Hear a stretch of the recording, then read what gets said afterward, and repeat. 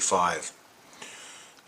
Tomorrow, June 21st, is the summer solstice, and every year the Satanists like to have some big fire sacrifice event to commemorate the summer solstice. And obviously this year is the big attack on Iran, but it's blowing up in their faces big time. There's a bunch of reasons for this. First of all, the whole world knows that Benjamin Netanyahu has been saying that Iran's about to get a nuclear weapon, and so we have to attack them immediately for more than 30 years. And so nobody's being fooled. Now, the other thing that we need to note is that on June 11th, Netanyahu was in court facing criminal charges, and he said, "Oh, I feel sick," and they postponed the court date. The next day, he nearly lost an election, a vote in the Israeli parliament, and lost power. So basically, he tried to start this Iran war in part to get, avoid going to jail, and also avoid a complete collapse of his regime, which would mean, of course, jail and war crimes charges for him and his cabinet. And they're very desperately trying to avoid this. But the bigger story here is that we are definitely seeing either a Donald Trump who contradicts himself almost daily, or two different power centers, each projecting their own Trump image. I prefer to think of it as the two power centers. Now, the proof for this was the director of U.S. National Intelligence, Tulsi Gabbard, was providing testimony to Congress that the CIA, the FBI, the Defense Intelligence Agency, the NSA, and all 18 U.S. intelligence agencies agree that Iran is not developing a nuclear weapon. Iran's cyber operations and capabilities also present a serious threat to U.S. networks and data. The IC continues to assess that Iran is not building a nuclear weapon, and Supreme Leader Khamenei has not authorized the nuclear weapons program that he suspended in 2003. So this directly contradicts everything we've been told by the Zionist-controlled press, and most importantly, these people represent the actual military power. Okay, so when they tried to use their fake Trump to get the United States to attack Iran, the military basically revolted, and they are backed by the people. An Economist YouGov poll showed that only 16% of Americans support fighting Iran on behalf of Israel. So it's really a very dangerous proposition for these people. Now, there are many other reasons why we can tell that there's two different Trumps. I mean, one day he says we're not gonna grab illegal Mexicans and other illegal workers who are working in farms and restaurants and other things, and then the next day he says we're going to deport them all. There are many 180% contradictions. We have him saying, oh yeah, we're going to negotiate with Iran, and then we have him saying, no, Iran must surrender unconditionally, etc., etc. And it's very clear now that the fake Trump is imploding. We have him saying things now that Fox News is completely unreliable and opposed to me. Well, Fox News has always been their main cheerleader in the corporate media, and suddenly they're the enemy. That should tell you a lot. I mean, there are many other things, but what we're seeing is a real implosion of the Zionist control mechanism. Now, the other thing we do note is that we have been in touch. The Iranians have been contacting me quite frequently, and the main message I'm getting is that they support the Jews, they support the creation of a nation-state of Judea, which would include both the native-born Judeans, mistakenly called Palestinians, together with the Jewish or Ashkenazi immigrants. as equal citizens in the new country of Judea. And they can go ahead and rebuild the temple if they want. So what we're seeing is the end of Israel. And, you know, because there's these days there's so many computer graphics and fakes, I tried to find out from my own sources if the attacks on Tel Aviv were real or just computer graphics, and I've confirmed from a long-term resident of Tel Aviv as well as from a Japanese diplomat stationed there that Tel Aviv is being destroyed. It is not computer graphics, so this is very real.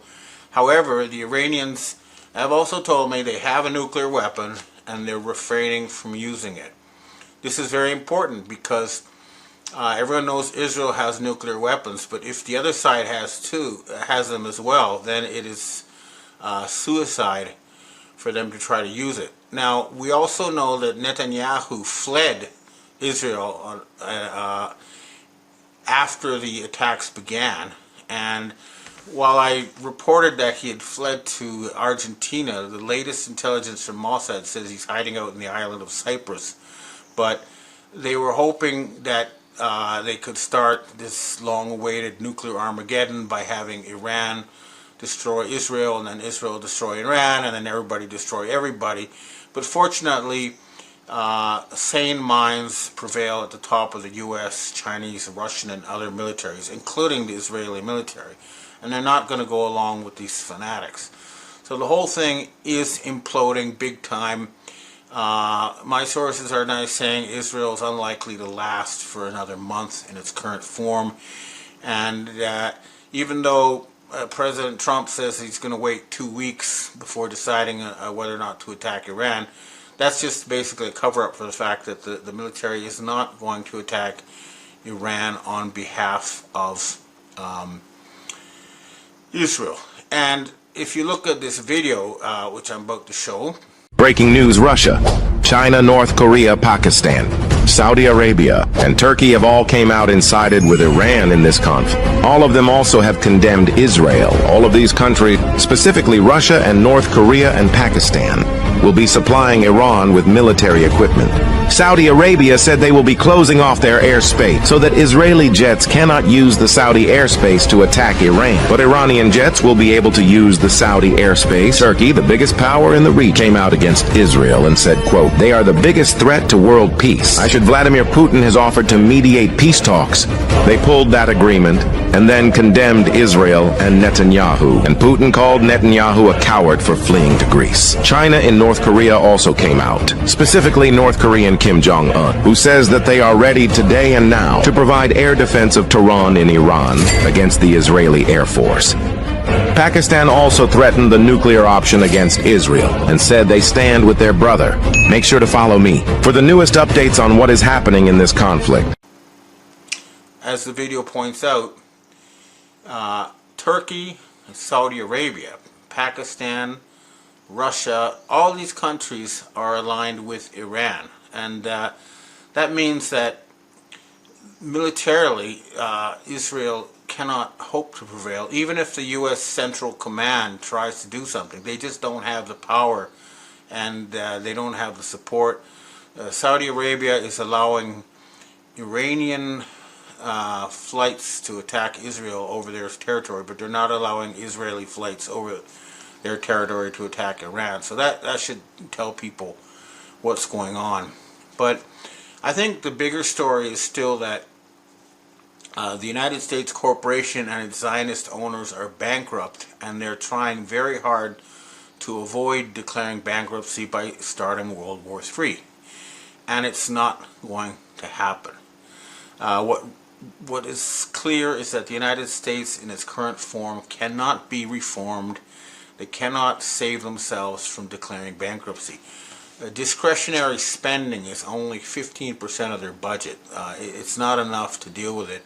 Even all these DOGE cuts were only a fraction of the debt.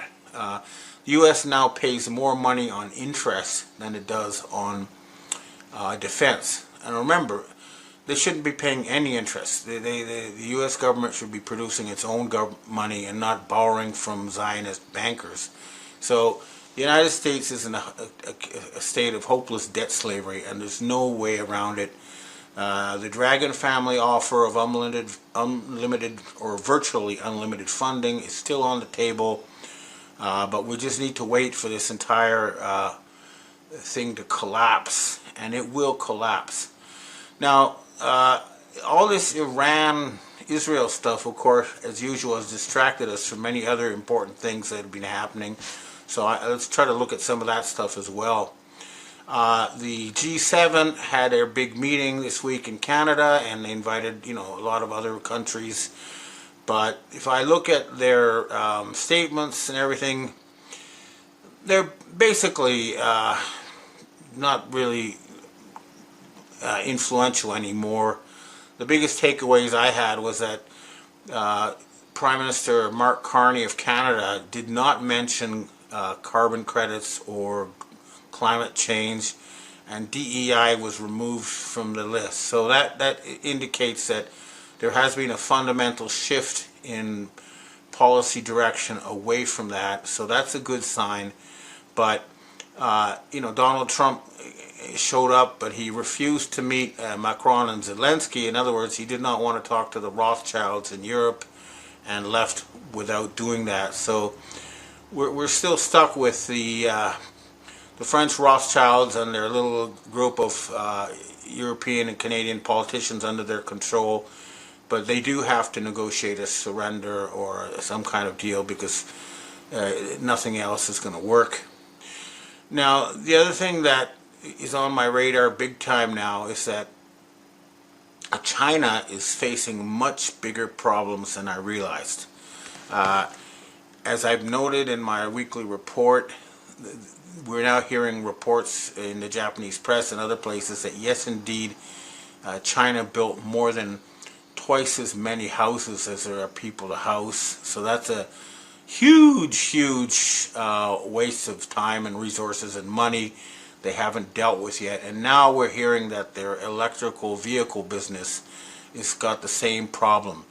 Way too much overinvestment. So what we're seeing is that the Chinese system for economic planning has produced enormous growth and done wonderful things, but they do have the tendency for great leap forward type mistakes. And so China also needs some kind of restructuring or bankruptcy declaration to, that just means that you cannot continue paying under the current format. You have to, go back and start from scratch. So China and the U.S. both need to have a jubilee. They need to reboot their respective financial and economic systems. And, the mechanisms are there, but so far the decision making hasn't reached the crisis level we need for it to happen. So it looks like we're going to keep watching an implosion of the United States over the coming month or so. I don't know how long it's going to last, but clearly there's still some, residues that have to be dealt with. Now, another thing that did cross my radar was that the U.S. military has been authorized to take action inside California. This is huge development. The Trump administration or the U.S. military is saying they're justifying this because it's a foreign invasion.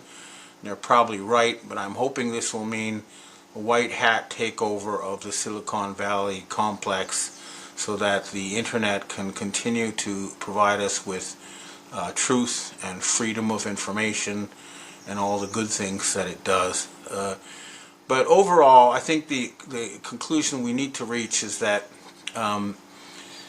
the situation with Iran is not going to lead to a nuclear war. The Zionists are not going to be able to start some kind of Holocaust event, and hopefully we'll see the flushing out of the fake Trump and the return of the real one. But it's obviously it's obvious from the fact that we're seeing two different Trumps all over our media saying contradictory things, that a power struggle is still continuing, and it basically pits the Zionists against the rationalists, the people who don't want to destroy the world.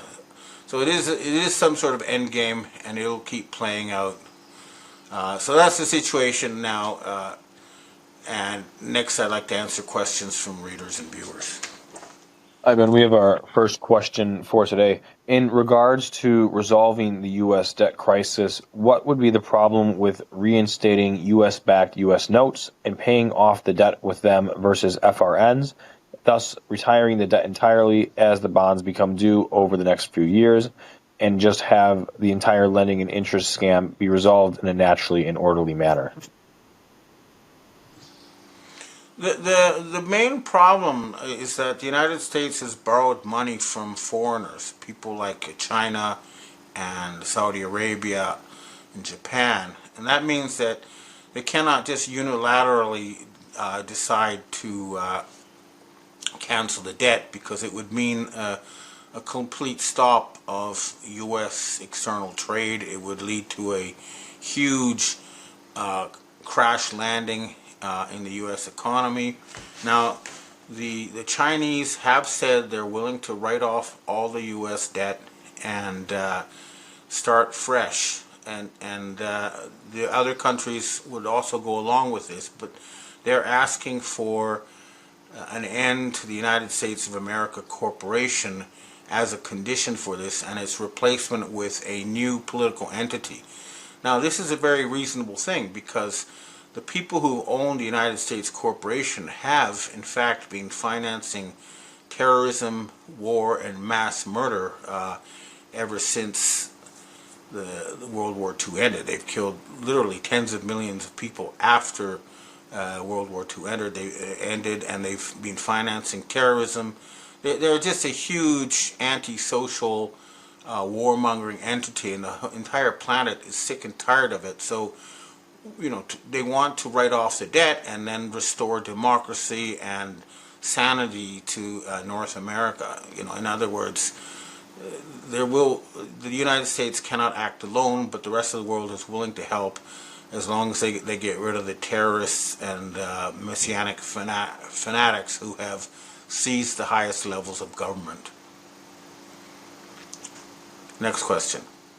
Hi, Ben. Makes you wonder, if there were two British targets on board that Air India flight with material on the Bilderberg people, why don't they just off the two people with the Bilderberg information rather than taking out a passenger plane of 200 plus innocent civilians? Probably because that's the only way they could technically pull it off. But, these people are psychopaths, and they don't care if they have to kill 200 people in order to get their target. They don't think normally. But yeah, rationally, you'd think that's what they would have done, but that's not how these people think. So it's unfortunate, but we're dealing with psychopaths who believe that mass murder is totally acceptable, and hopefully they will be removed from all positions of power soon. Next question. Hi, Ben. What do you believe was the purpose of Zelensky going to the G7 in Alberta, Canada? Well, he was there obviously to try to get money, and he got €1 billion from the EU, and he got 2 million Canadian dollars from the Canadians, but he got nothing from the Americans. So this is not enough money to keep that whole fake show going. But notice how they are trying to distract us away from the loss of the war in Ukraine to this new one in Iran. They're trying to say, don't look this way, but the fact is that the Ukrainian regime is on its last legs, and the same is true of the Israeli regime. I think they're going to go down together. Anyway, Zelensky went on a begging mission and caught just a fraction of what he needed, and he failed to get a meeting with Donald Trump. So it was a failure for him. Next question. Hi, Ben. Do you believe the election fraud will be exposed in Canada? Carney obviously cheated, and the Dominion machines have a Canadian link. Soros had an office in the same building as Dominion machines in Toronto. We know the 2020 U.S. election was fraudulent as a result of the false tabulation in the Dominion machines. What do you think is going to happen with this? I think that the Five Eyes military and intelligence community is becoming aware that their civilian governments have been taken over by pedophile, blackmailed politicians, and I am working with the military white hats to try to restore democracy to Canada and the United States. And it's good to see that the FBI is now saying the 2020 election was stolen. So it's a big process, but it will include Canada, and hopefully, democracy will be restored to the Anglo-Saxon War when the dust settles. And it's up to the military police, military intelligence, and the military, because the civilian governments have become hopelessly compromised. Next question. Evan, we have our last question for today. Kim Gogan has just posted her usual nonsense. I want to know what you make of this statement she put out tonight. It says, intelligence agency statement, their massive campaign began late last night, early morning. Pentagon is at DEFCON 1 as they hit, quote, the wrong button, which pointed sophisticated weapons straight at DC, Pentagon, and Langley within the last hour. Pentagon got caught firing weapons from Israel to Iran and vice versa. It is not the Israelis/Iranians, it's the Americans. There is another planned assassination attempt on fake Trump planned for tomorrow to be blamed on the Russians. We are in the full heat of things at this moment. We have this. Stay tuned and stay safe. I will do my best to get a report out in the morning, worst case out by the end of Sunday. In all the time I've been doing this, it has never been this bad. What are your thoughts on this statement? I don't have her sources, or I'm not sure if it's a her or artificial intelligence, but what is clear is that there's been a huge push by the Zionists. It's sort of like what they call a Hail Mary attempt to get out of their trouble by starting World War III. They've called in all their agents. I forgot to mention this during my talk, but both the Iranians and the British intelligence confirmed that, as well as Mossad, that a huge number of senior Iranian officials have fled Iran to Canada and the United States. In other words, this big attack kind of blew open their network in Iran, and so now what's happening is their network in the United States is on full hysterical start the World War III mode, and they're exposing themselves, and it's a very dangerous time. But it's not about the Pentagon attacking Iran. It's about a faction that has influence in all the Western countries as well as Israel, fighting against the sane, rational people in the military and intelligence establishment who understand that no matter what, we must not let them start Armageddon or a nuclear holocaust. And the Iranians are aware of this as too.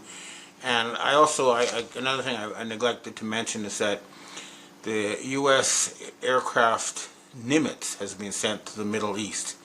Now that's the fourth aircraft carrier. You notice that we've not seen any more reports about the Eisenhower or the Carl Vinson or the Truman. It's like they've disappeared from the news radar. I think they're basically being turned into useless hulks. And the warning I got over the Nimitz is that they're going to use it for a false flag. The Israelis are going to try to blow it up and blame it on Iran to somehow try to fool the Americans into starting war with Iran. No matter what these people do, we must not let them fool us into killing each other. That's what they want. It's not what we want. This is going to end. We're watching the final implosion. So just, try not to get too distracted by negative news and concentrate on, all the good stuff that is happening and will continue to happen. These people are on their last legs. There's no doubt about it. It looks like Israel will finally end and will be replaced by the nation state of Judea and the United States corporation. will be replaced by the Republic of North America that will, once again be a sane, law-abiding, friendly country to the rest of the world. That's what we're aiming for. Okay, well, thanks for tuning in, and I hope to see you again next week.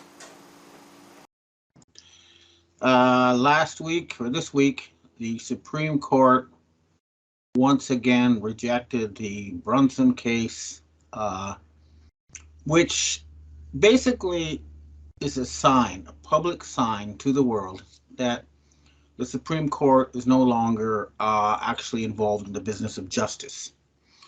Now, we know for a fact, or at least we're very confident, that several of the judges are being blackmailed. And what we are dealing with here is a complete hijacking of all government institutions in the West by a satanic cult. This is obvious to most of us by now. And what people need to realize is that going through their court systems and asking for justice would be like the sheep in a farm, saying, hey, we sheep just had a vote and we decided that we don't want to go to the slaughterhouse and we'd like you to remove the fences so that we can wander around freely, and that's not going to happen unless the sheep, I'm sorry, but the fact is that criminals have hijacked the United States government, and it is obvious to anybody who is actually, even slightly paying attention to the news. The only people who are trying to keep the lid on all this are the ones who are involved in the cult that seized power in the West. And, we know that these are Satanists. Now, I also heard a very interesting thing, or read an interesting thing from Archbishop Vigano, who's a genuine Christian and Catholic.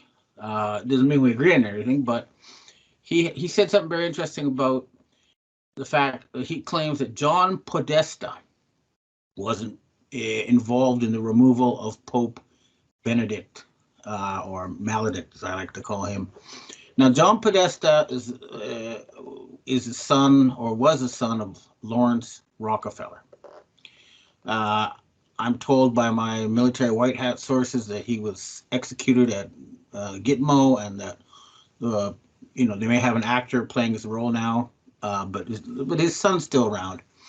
And so here we have an archbishop saying that a member of the Rockefeller family is controlling the papacy.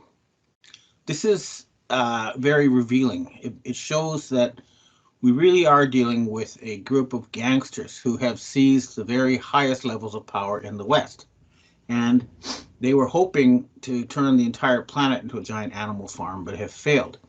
Now, we also know that this so-called Joe Biden is their puppet. Remember, if you look at the members of his government, they're all, the important ones are members of the Council on Foreign Relations, which is controlled by the Rockefellers. And his policies were laid out in their magazine. Now, this group, though, does not control the U.S. military, or most of it.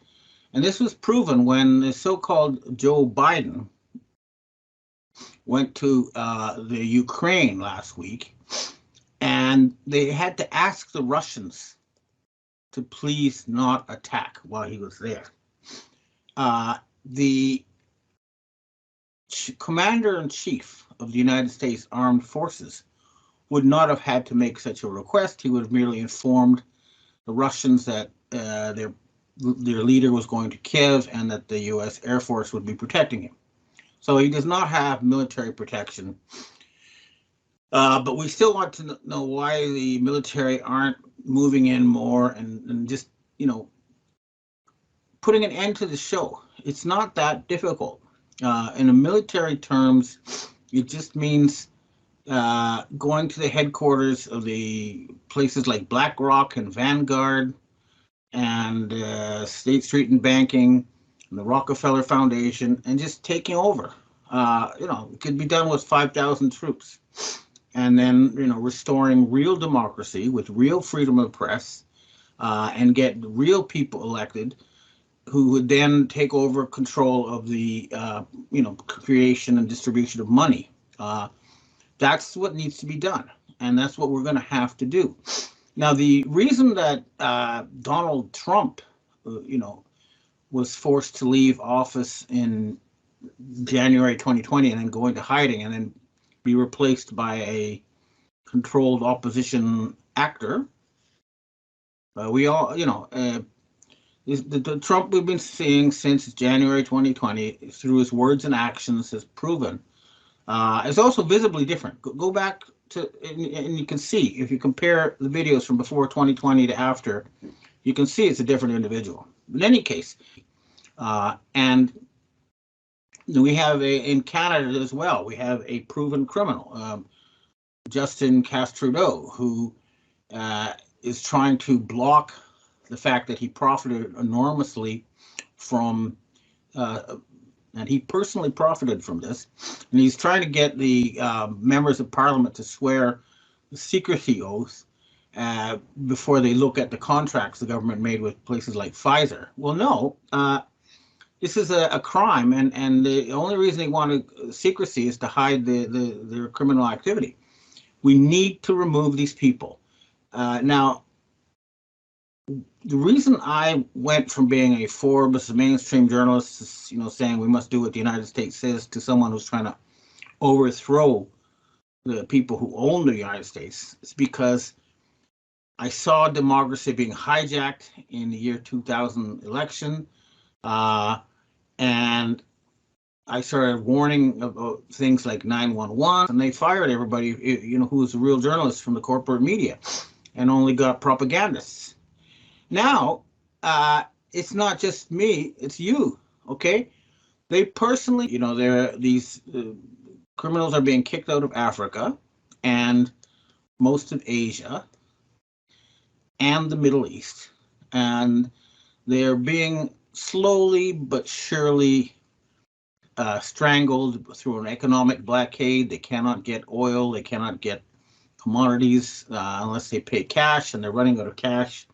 So we're close to the end game, but the Western people need to understand that they no longer have democracy, they no longer have rule of law, and they no longer have freedom of the press in the corporate media. They do have it on the internet, and I have here the thing given to me by the NSA, like, to show that they support freedom of press and that freedom of information, and we've got to thank them for allowing people like me to use the internet to tell the truth. But we need to go further now. It's time to end this show, and the sooner the better. I keep hearing, soon, maybe, watch for March, but, we're all running out of patience, and it's visibly falling apart. You have the situation now where people in Los Angeles are told not to leave bottles of water in their car because someone will break the windows. We have a complete collapse of law and order. We have an open border with military-age Chinese men crossing in huge numbers into the United States. In Europe, they have already, actually reached a deal with Russia. That's proven by the fact that they, started buying Russian gas. They ignored the boycott because they really announced that they were going to cut off all relations with external financial institutions on September 30th. Okay. Now, for people who don't know, the Vatican Bank, if you're one of the so-called leaders who appears at the UN, when you're elected or selected, a man from the bank comes with a little bank book and says, here is money for you. And if it's a big country, it's $1 billion. If it's a small country, it's a lot less. And say, welcome to the rich people's club, and you've got to obey us or else we'll kill you. And the fact that this has been taken away from people like the Rothschilds and the Rockefellers, because that's who's been using that since the 19th century. That is huge.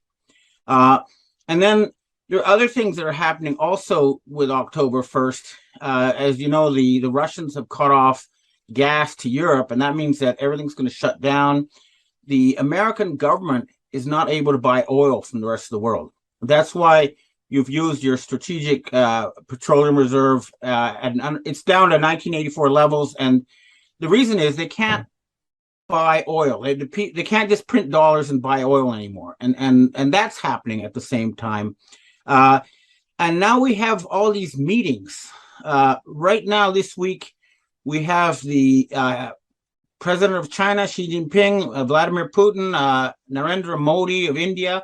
They're all gathering in Kazakhstan for the Shanghai Cooperation Organization meeting. And all the non-Western countries want to join with these people, the BRICS, so Mexico, Iran, Indonesia, all these big countries that aren't part of the G7 are all saying, hey, let's join this club.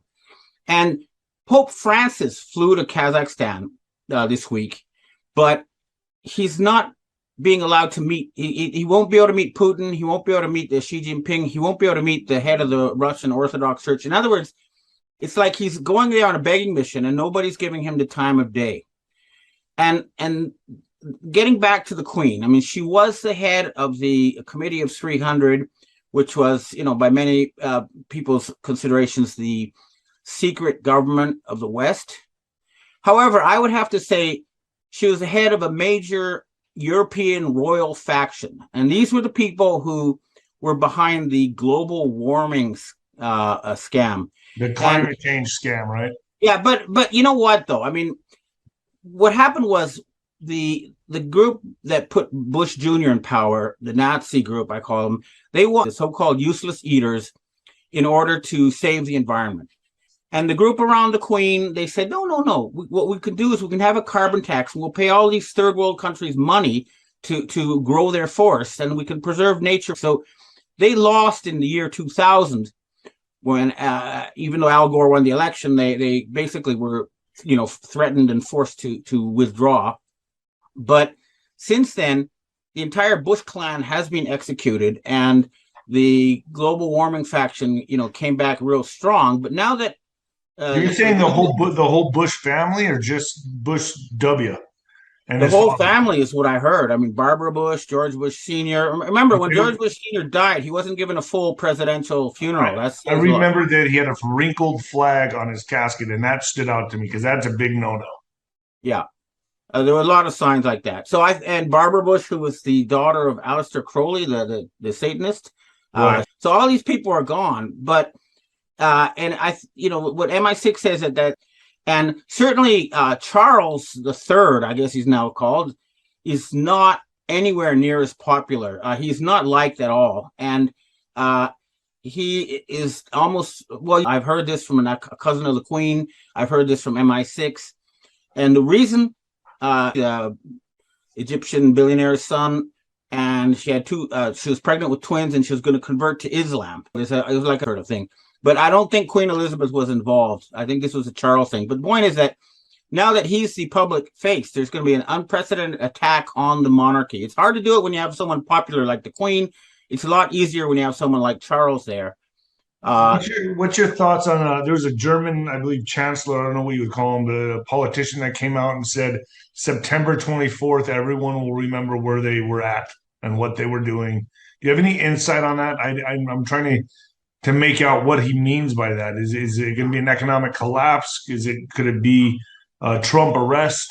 Do you have any insight on what could happen in September? Because I think leading into the midterms, obviously, it's just an avalanche now of crap that's just going to be going wrong. Yeah, I've heard all sorts of things. There was talk of some kind of huge earthquake in Japan. There's different dates, all in September. And the point is, they're all before September 30th. It's sort of like they're saying, hey, if you don't give us our money, we're going to, blow up your whatever. And it sounds like that. But I think that with the Queen gone, the public symbol now of Western power is the people around Joe Biden and Pope Francis. So if something happens, I would suspect it would be something to do with the Pope and with the so-called U.S. president. But I don't have any insight other than that. I hear several dates in September being bandied about by underground figures saying something's going to happen.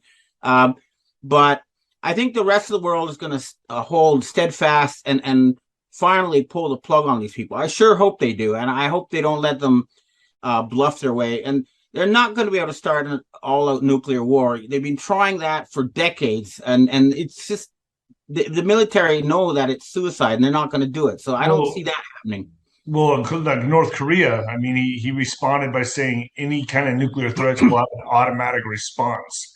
And I'm wondering, and in certain Denver, New York, they're telling people to get their bug out bags for a nuclear threat.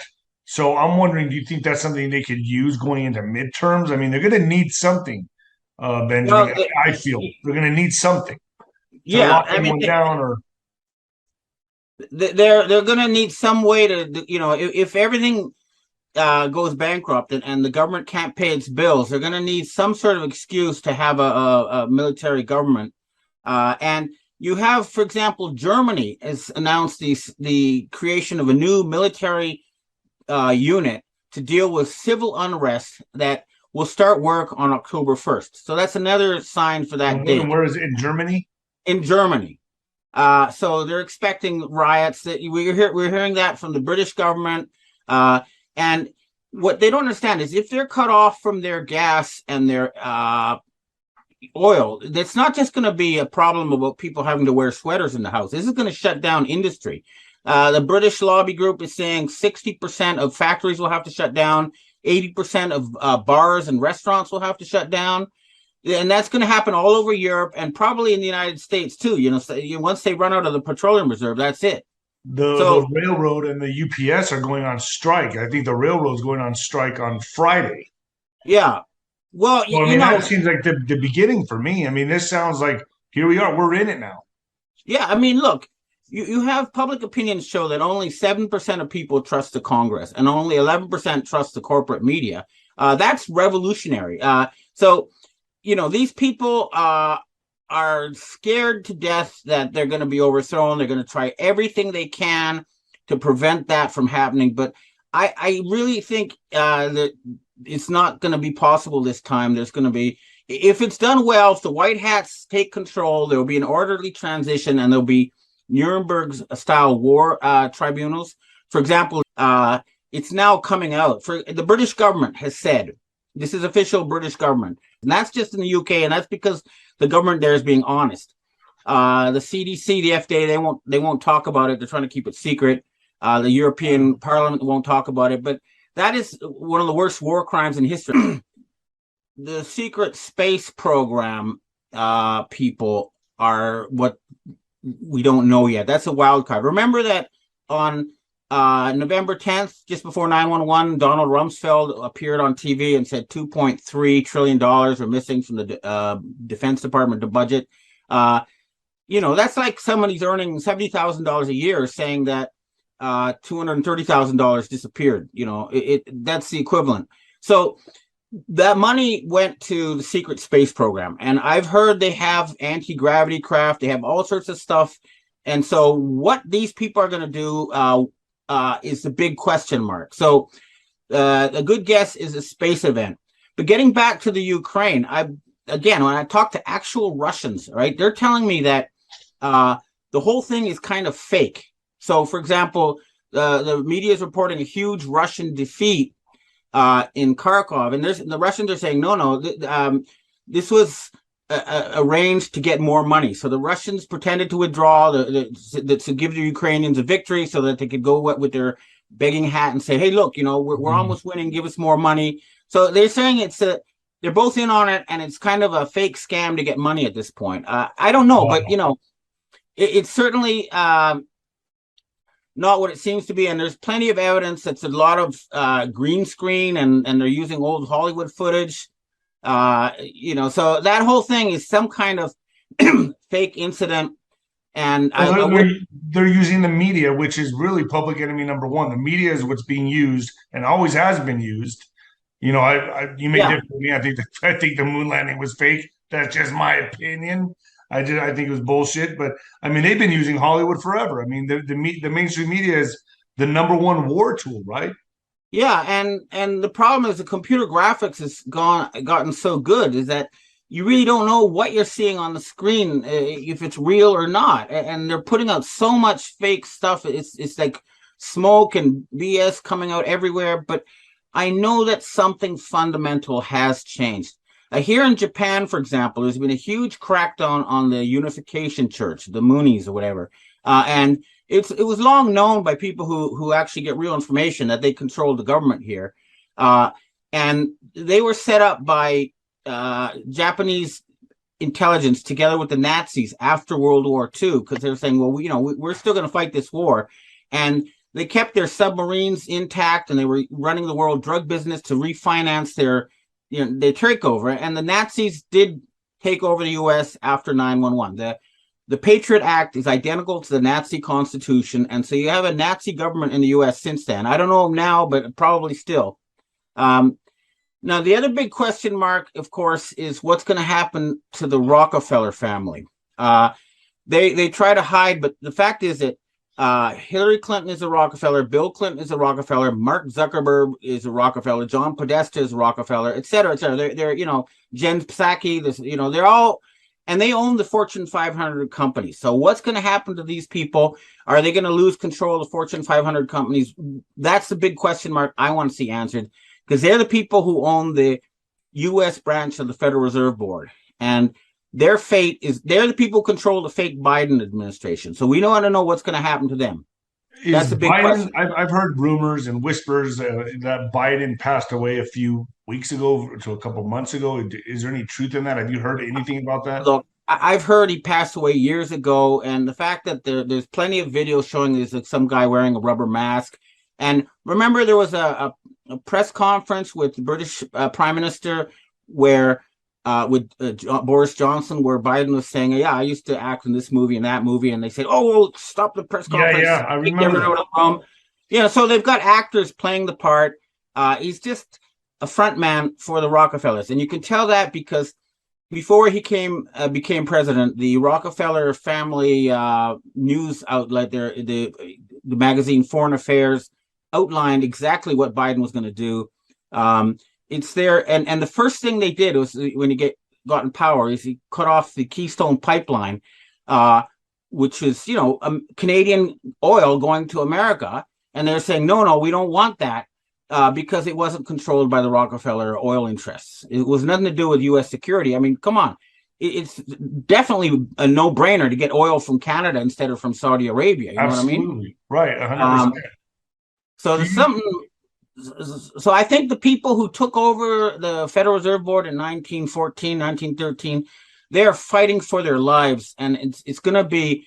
They're not going to go quietly into the night, and they're going to try to do all sorts of nastiness. But all these meetings happening in Kazakhstan, and then the Queen's funeral. You see, the reason why I think it was planned long in advance is because every power broker on earth is going to descend on England. I think around September 19th or something. That's for some kind of big powwow. And then you have the UN General Assembly. So, I suspect that we're going to see something, maybe the biggest thing since the end of World War II. I don't usually like to give dates because then the date comes and goes and nothing happens.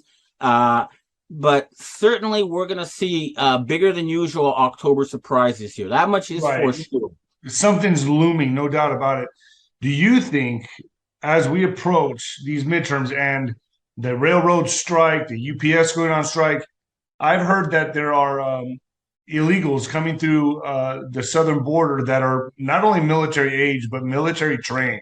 And this is what I'm getting from my buddies that are on the Border Patrol telling me, Dave, that not only are these guys military age, they're military trained. And I've had friends at gun shows who are avid hunters and fishermen and this and that they're saying that the FBI and ATF went there and told everybody, hey, these guys are coming in and they're buying up all the arms. Don't sell it to them. But it's too late. They're coming in, buying up all the high-powered magazines. I think, and this is just speculating, I think there's going to be some kind of chaotic event, just like the BLM riots and this and that. And I think they're going to use the people south of the border. I also have sources in Arizona who are, very well connected, who are saying that there's actually lots of military age Chinese pretending to be Mexicans, and also a lot of Russians coming in. Yes. So something is going to happen.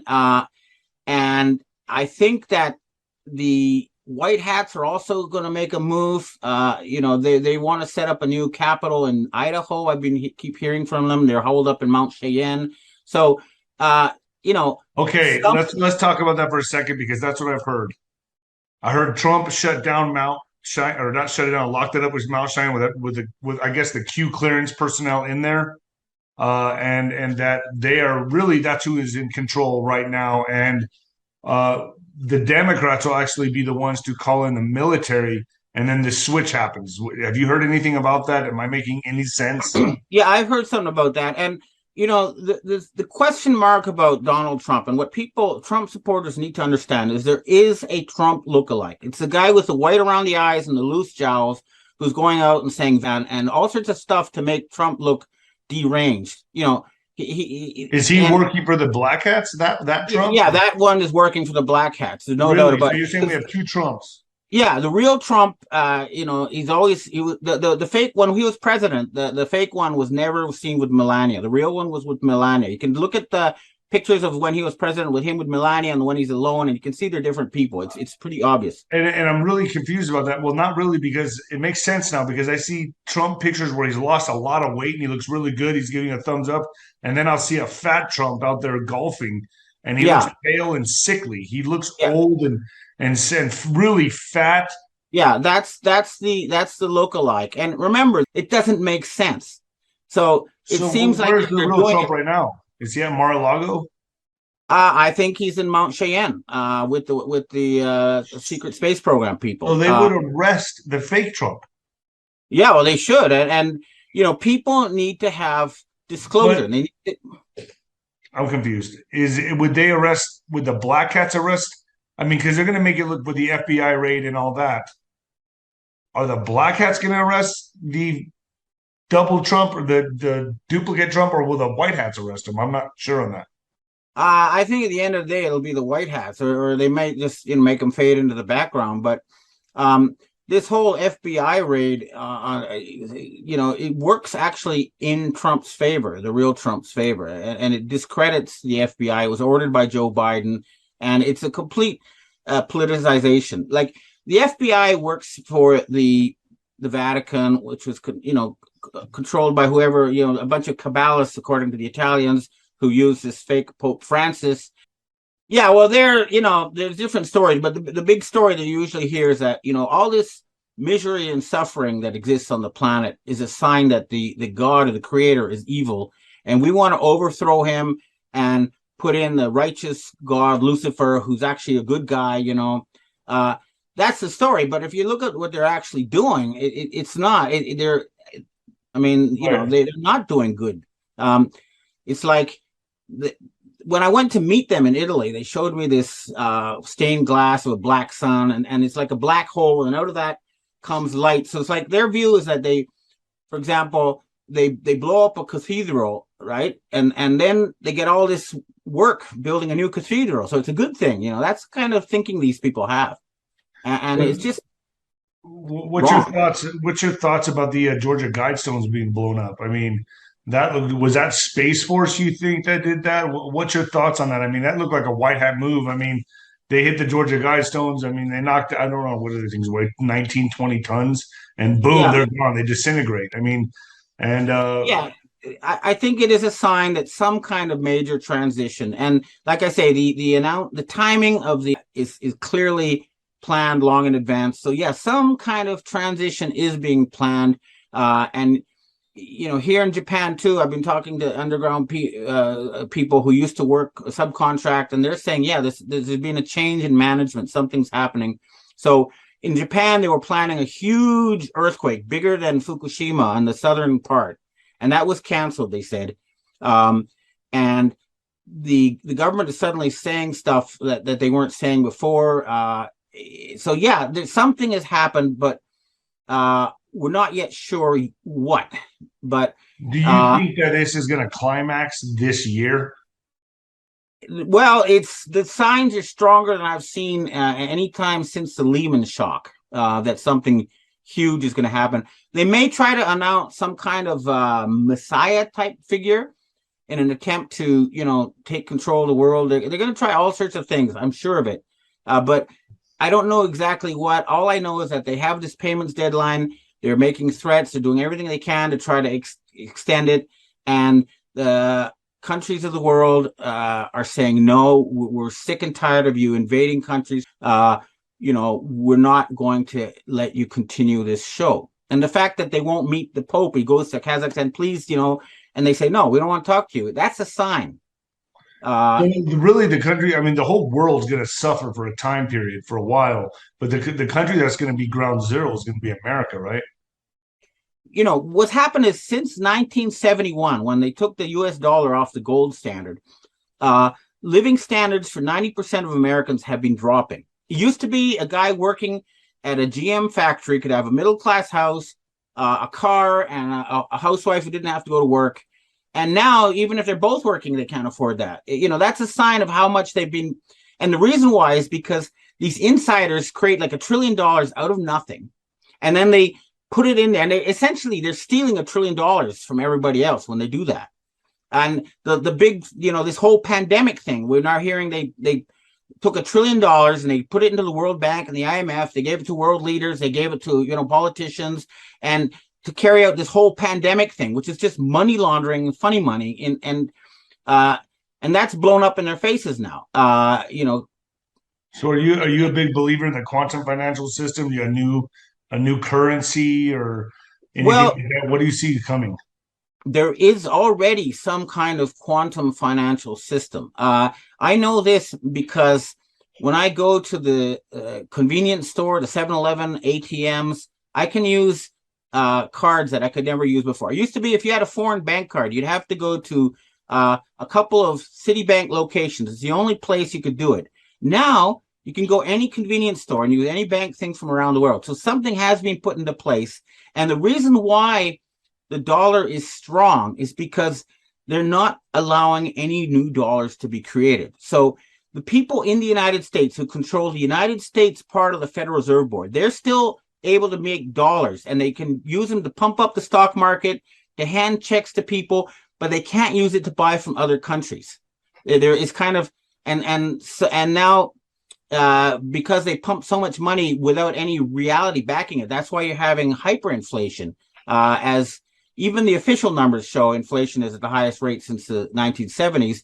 And if you look at the places like Real Stats that use ways to calculate inflation that they used to use, then it's the biggest inflation since the end of World War II. So right. We're probably going to be seeing food shortages and things of that nature, especially with this railroad strike. And UPS. What's your thoughts on that? I mean, I think that's going to be reality. I think that's a politically motivated move to try to force regime change in the United States. I think these people it's not just a labor dispute. I think they're trying to help overthrow the current regime, and that's what they're doing. That's my best guess, but I don't have insight on that, inside information. So you think that's more of a white hat move, manipulating it so that these guys get out of there? Yeah, to try to force regime change. And you don't see Biden finishing up 2024, do you? No, and I don't even know if these midterm elections are going to take place or not, because it's all rigged anyway at this point. I'm hearing that the midterms could be pushed or kicked, the can could be kicked down the road, and then military gets involved somehow. Did you hear anything of this? Do you hear the same thing that I'm hearing? I hear that, but we still see people like Mark Milley out there, and so I think the military is not. I think they're split. So the real danger is there might actually be a civil war. I could see. If there is a civil war, I think you would see troops from Texas and the Midwest going into California to take over that whole Google, Apple, Microsoft complex there around Silicon Valley. That's what I would do if I were a military guy. I'd say go in there and grab the Silicon Valley and take away their control of the internet and all the BS information. And then you need to send some troops into New York to take over all the corporate media companies. And then one more to Atlanta, Georgia, to take out the AT&T information complex around CNN. You go to those three places and you can liberate America. That's my belief. Yeah, I agree with you. And as always, Benjamin, I appreciate you. And one last question. When you said the secret space force, have you heard anything about, Trump's or the secret space force? Is it equivalent to Trump's Space Force? Does it match up, or is so many I things think have been pushed into the secret space program that it I just think they might use Trump, but it represents a consensus among the military industrial white hats, and Trump is the most popular person to lead them. But they have to, do something about all the that has to be dealt with. So you're telling me that is actually a lookalike? It's his double. Yeah, there's no doubt. Just take a look at the pictures with your own eyes, and you can see. There's No, I mean, white around the eyes and loose jowls. The other is a more orange hair and a tighter face. Yes, I agree with you. I've seen the pictures and I've made the comparison myself. I just didn't understand why the White Hats would allow that. I guess because Yeah, and I think maybe the reason why they removed Queen Elizabeth and put Charles in there is because they want a less popular figure to take the fall for the removal of the Committee of 300. We'll see. I know that the White Hats are in charge in the UK for sure, and that something is going to happen, and that the good guys are going to win at the end of all this. But there's going to be a lot of chaos. I recommend everybody just go out and buy some rice and beans. It's real cheap, and that can feed your family for a month just in case things, freeze up temporarily. How long do you think it could freeze up for, Benjamin? Oh, I would say max a month. A month? Okay. Yeah. All right. Well, Benjamin, thank you so much, and you're welcome anytime on the show. I really appreciate you coming on. All right. Well, thanks for having me on. God bless you. All right. Bye-bye. Yeah. With Ben Fulford. Benjamin, you're a hot guest on my show. A lot of people love you. I just want another update. You got you're kind of behind the scenes with certain things that are happening, and there's so much that's playing out right now with MAGA. You could say MAGA or Trump, the House Speaker by proxy. It seems like to me, MAGA is kind of taking control of the House. It seems like we're going to stop the bleeding a little bit. There's a lot of things happening, and then you got Biden meeting in Mexico with the Mexican president and Justin Trudeau for the North American deal. What's going on here? What kind of insight can you give us of what's going on here? Okay, well, at the very highest level, we know that the David René de Rothschild, who, according to Wikipedia, is the head of the French and English branches of the Rothschild family that own the Fed, ultimately, has agreed to surrender. And the person they're surrendering to is a European royal. It's not one of the people you've ever heard of, okay? It's not like Prince Charles. When you say surrender, you mean control of, okay, there's something at the very top of the financial system. There's a person known as M1. And this is apparently mathematically necessary to have one person control the money spigot for the central banks. Okay. And that was given to the Rothschilds way back after the Battle of Waterloo. And now, after like 250 whatever years, it's been taken away from them. So this is at the very highest level, something fundamental has changed.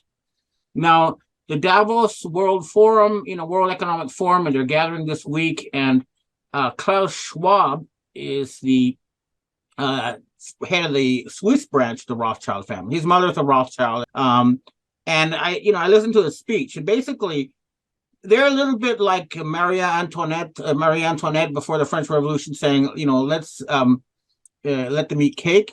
They're saying suddenly at Davos, oh, well, you should tax us more, right? The fact that they've stolen literally tens of trillions of dollars through central bank fraud is like, all right, well, we'll tax us more. That's a little bit too little too late. But so that's happening at a higher level. And that means that at a lower level, and that includes the House Speaker McCarthy, that things are also changing. Now, the biggest news today was that Jacinda Ardern, or Jack Ardern, the cross-dressing Prime Minister of New Zealand, just announced they're resigning.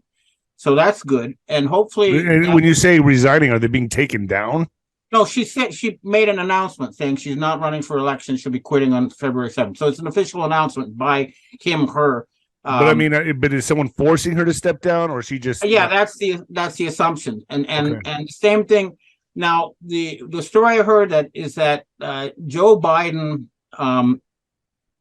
is also going to be removed, okay. And the problem is that, you see, if you look at the person who's been acting, like if you go back to when Trump was in power, okay, if you look at the videos of the press conferences, there's somewhere a young, healthy-looking Trump is there with Melania beside him, and there's other with an older guy with loose jowls with white around his eyes. Playing golf. Yeah, who's never with Melania, okay? The problem is that the person who's been acting Trump on everyone's TV set since January 2020 has been the guy with the white around his eyes and doing all sorts of stuff to alienate Trump supporters. Because, so he's a deep state player, that guy? Yeah, that guy, he works for the Rothschilds. He reads their script. So what they do is they take over the opposition figure and replace it with someone of their own, and they kind of, lead the opposition into a dead end. You know what I mean? They try to. So what's the real Trump right now?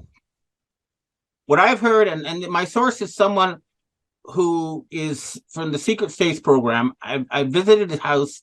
He has pictures of him shaking every president since the 1960s, and he's clearly a real deal guy. He says the real Trump is in the Mount Cheyenne military base in Colorado, and he has been there since January 2020 for security reasons. And if you remember, in January 2020, all the military members, ex-military who were in the Trump cabinet, they all quit.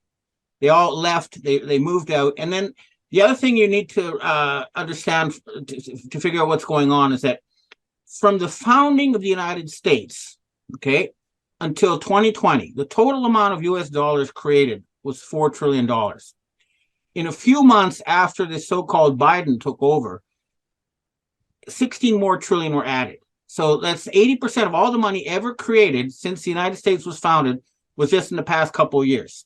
Jeez. And this is fraud because there's no real economic activity backing it up. And they were pumping it into, through their controlled people in like Apple and Tesla and, all those guys, Google.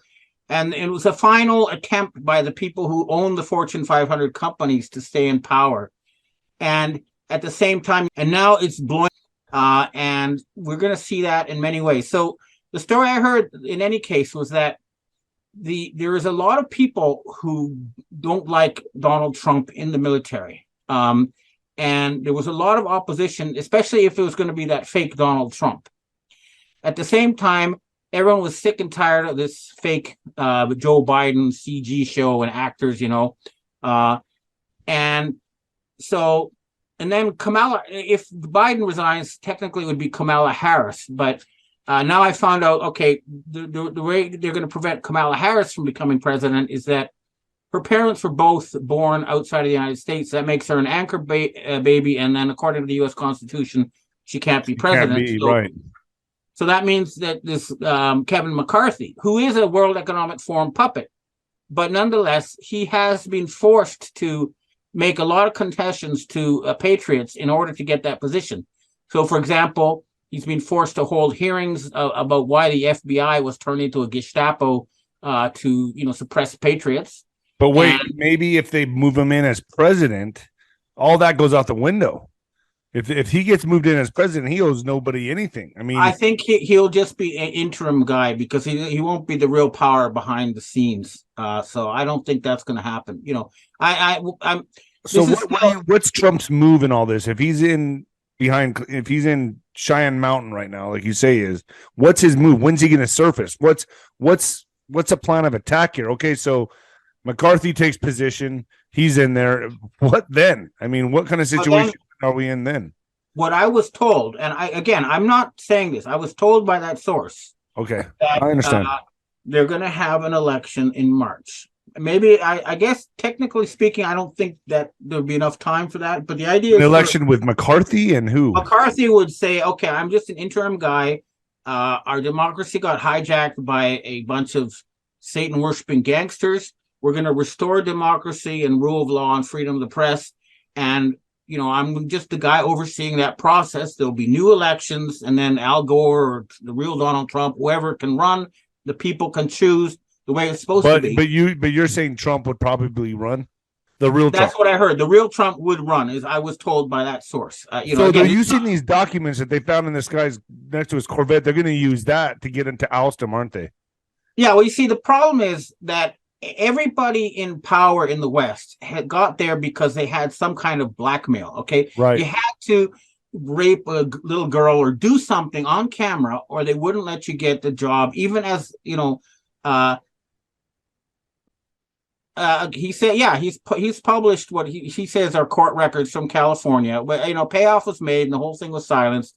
But Gordon Duff of Veterans Today, and now he has a site called Intel Drop, has been putting out this material among others. And again, I believe that they really do have to do something like that, or they won't get up to that top position in this current corrupt system, which has been around apparently for thousands of years in the West, at least.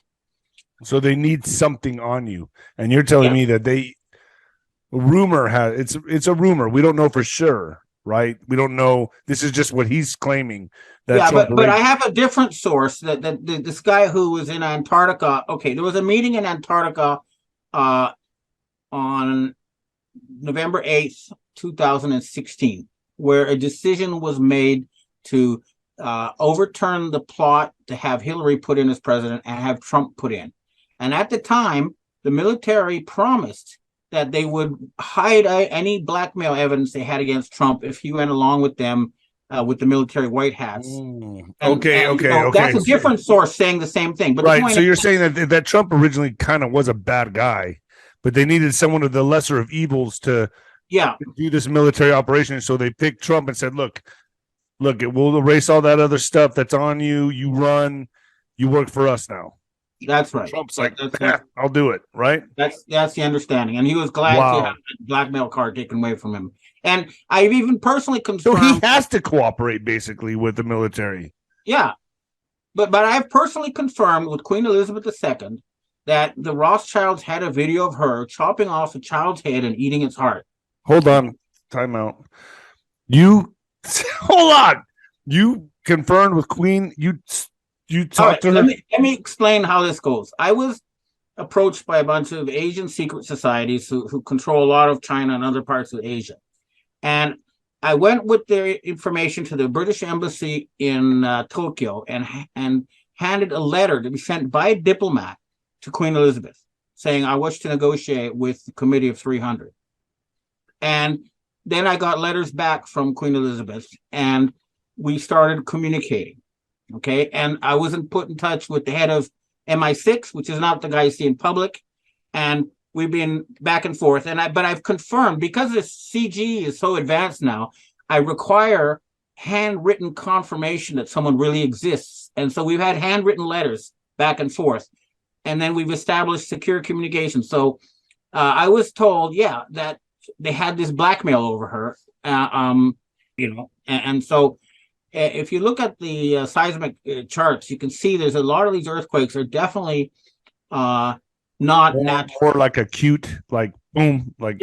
So, for example, in Japan and the southern island of Kyushu, they had 6 huge earthquakes a few years ago, and each one, the epicenter was exactly over a military base, and they all had that signature. So this is a sort of sign you look for. But during the Cold War, they had huge drilling machines. They built giant networks because they were preparing to, move Dr. Strangelove, that movie, if you've seen it, and if you haven't, I recommend it very much. Was about how they're going to prepare to move the entire elite underground to survive a nuclear war between Russia and the United States. So they built this giant infrastructure of tunnels. I mean, it's hard to know how much is real, how much is not, but apparently it's a lot more than we've been led to believe. So you think by March is when the shift is, we're going to really start seeing some major changes within our government? This could lead to tribunals? Well, I'm hesitant to give a specific date because this happens and they come and go, but my overall understanding is that the balance of power has shifted decisively. You can see, but you have to look at things on the surface. So the resignation of the Prime Minister of New Zealand is a good sign. The selection of McCarthy is a good sign. We got to see more. We got to see the removal of Pope Francis because he's a fake. Wow. We got to look at the removal of Biden. We've got to see these visible signs. But certainly the Davos meeting has been very sparsely attended. And I said there's a lot of people did not go. Yeah, and then is it because they're in fear of their lives, or have they been taken down? I think they're in fear of their lives at both, but mostly they're in fear of their lives because there was serious talk about hitting Davos with a neutron bomb. Wow. So there's stuff going on, but we've got to stay vigilant until it's on the surface. And the other thing I've heard is that the royal families of Europe have decided that they're going to throw the Rockefellers and the Rothschilds under the bus, and ultimately there is a lot of good royals who think of themselves as being the servants of the people, the bottom of the pyramid, and they have a lot of knowledge, and they can be very helpful. So I think that some sort of alliance between the what they call the white nobility as opposed to the black nobility and the Gnostic Illuminati is necessary in order to solve this problem that we're all facing, which was that government in the West was hijacked by a satanic cult. And more specifically, and this is very important, it's what's known traditionally as the Sabbatean Frankist Jews. Okay. I call them the Khazarian Mafia. They also are known as the Jewish sect Chabad. They actually believe that it was up to them to carry out the end times prophecies. You don't wait for God to do it. We do it. And they actually believed and enslaved the rest. And they say in their own teachings that each Jew will have 2,800 slaves. And so this sect needs to be removed. They're not Jewish. They're Satanists. And they are, they are the source of the problem. There really was a group that was trying to start World War III. They're religious fanatics. You cannot argue with these people. They have to be removed. Wow, there's a lot here in this small segment. I appreciate you coming on, Ben. I know you're busy. All right, I'll conclude. Just say, believe it when you see it. We're not going to, say, oh yeah, everything's going to be fine, pie in the sky. We want to see it here and now. We don't want to just. But we have good indicators right now. That but there are lots of good indicators. Okay, so the next thing we should see is Biden being removed. Yeah, for so-called documents. And then Pope Francis. Those are the two things to watch for. And that Trudeau in Canada. Watch. And Trudeau also? Yeah, he's being blackmailed and he's destroyed Canada. So yeah, he has to go. And Freeland, his Nazi co-host or whatever you want to call it, the co-chancellor, she has to go. Well, Ben, where can people find you? BenjaminFulford.net. Your subscriptions support my activities and are most welcome. Welcome back to the Mel K Show. I have one of my favorite guests and yours back with me today to give a little geopolitical update in planet chaos. Thank you for joining me, Benjamin Fulford. Thanks for having me on, Mel K. Always my pleasure. Well, let's get into it. Let's start with your piece this week. We had a lot, was chock full of stuff. One thing I did want to mention, because I didn't really see it in the papers anywhere, and you would think that since he was running the money for the monarchy all these decades, people would have thought that was newsworthy, but apparently it was ignored. Do you know anything about that? Oh, yeah, this is huge because it's the Rothschild, which means it's the French branch of the Rothschilds. And that means that they have lost control of Europe. I mean, the head of the Swiss branch was arrested in Antarctica. The Klaus Schwab. Right, I remember a while ago talking about it. Yeah, and now the French branch is down, and they traditionally had the most powerful interests in Asia, in China and Japan. So that is huge, and it means that they have lost control of Europe. And this was confirmed after I wrote my report saying that the old agreement between Frederick the Great and the Russian Tsar to divide the Russian and German lines of interest along the Dnieper River, pardon me if I don't pronounce that right. Well, the official TASS news agency today was reported that the head of the Russian armed forces, has ordered all his troops to withdraw to their side of the Dnieper River. Right, I saw So that means NATO is over and Germany is allied with Russia and China. That's huge. Yeah. Well, you said it. And again, a lot of this isn't being reported, at least not in the United States, that nobody was really talking about that this past week. Also, Germany met with Xi in China, apparently to discuss this. And I would think that would have big implications in the West. And it wasn't covered here. What happened when Germany went to China?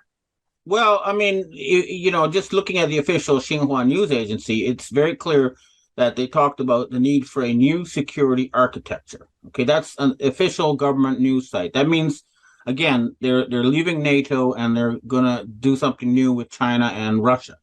So that is historic. I mean, that's the biggest thing since World War II, really. And the fact that it's not being covered speaks a lot.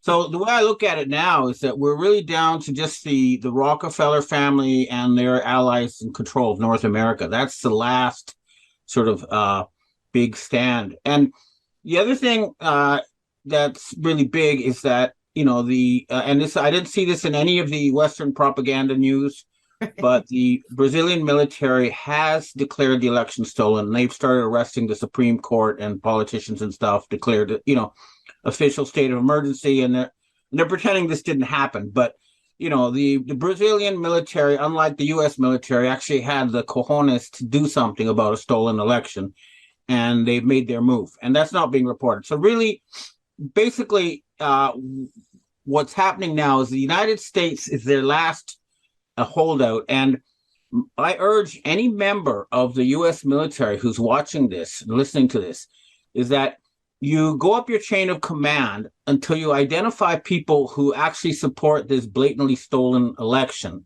Right. And then you have identified them as traitors. Because, for example, in Arizona, real polls show that the Democrats only got 14%, but they're saying 51%. So the fact that they're letting this happen means they've been compromised. Either they're being blackmailed or they're being bribed, or they're just so stupid that they shouldn't be in power anyway. So you need to start from the bottom up and purge the ranks. And you start with General Mark Milley, who's obviously compromised.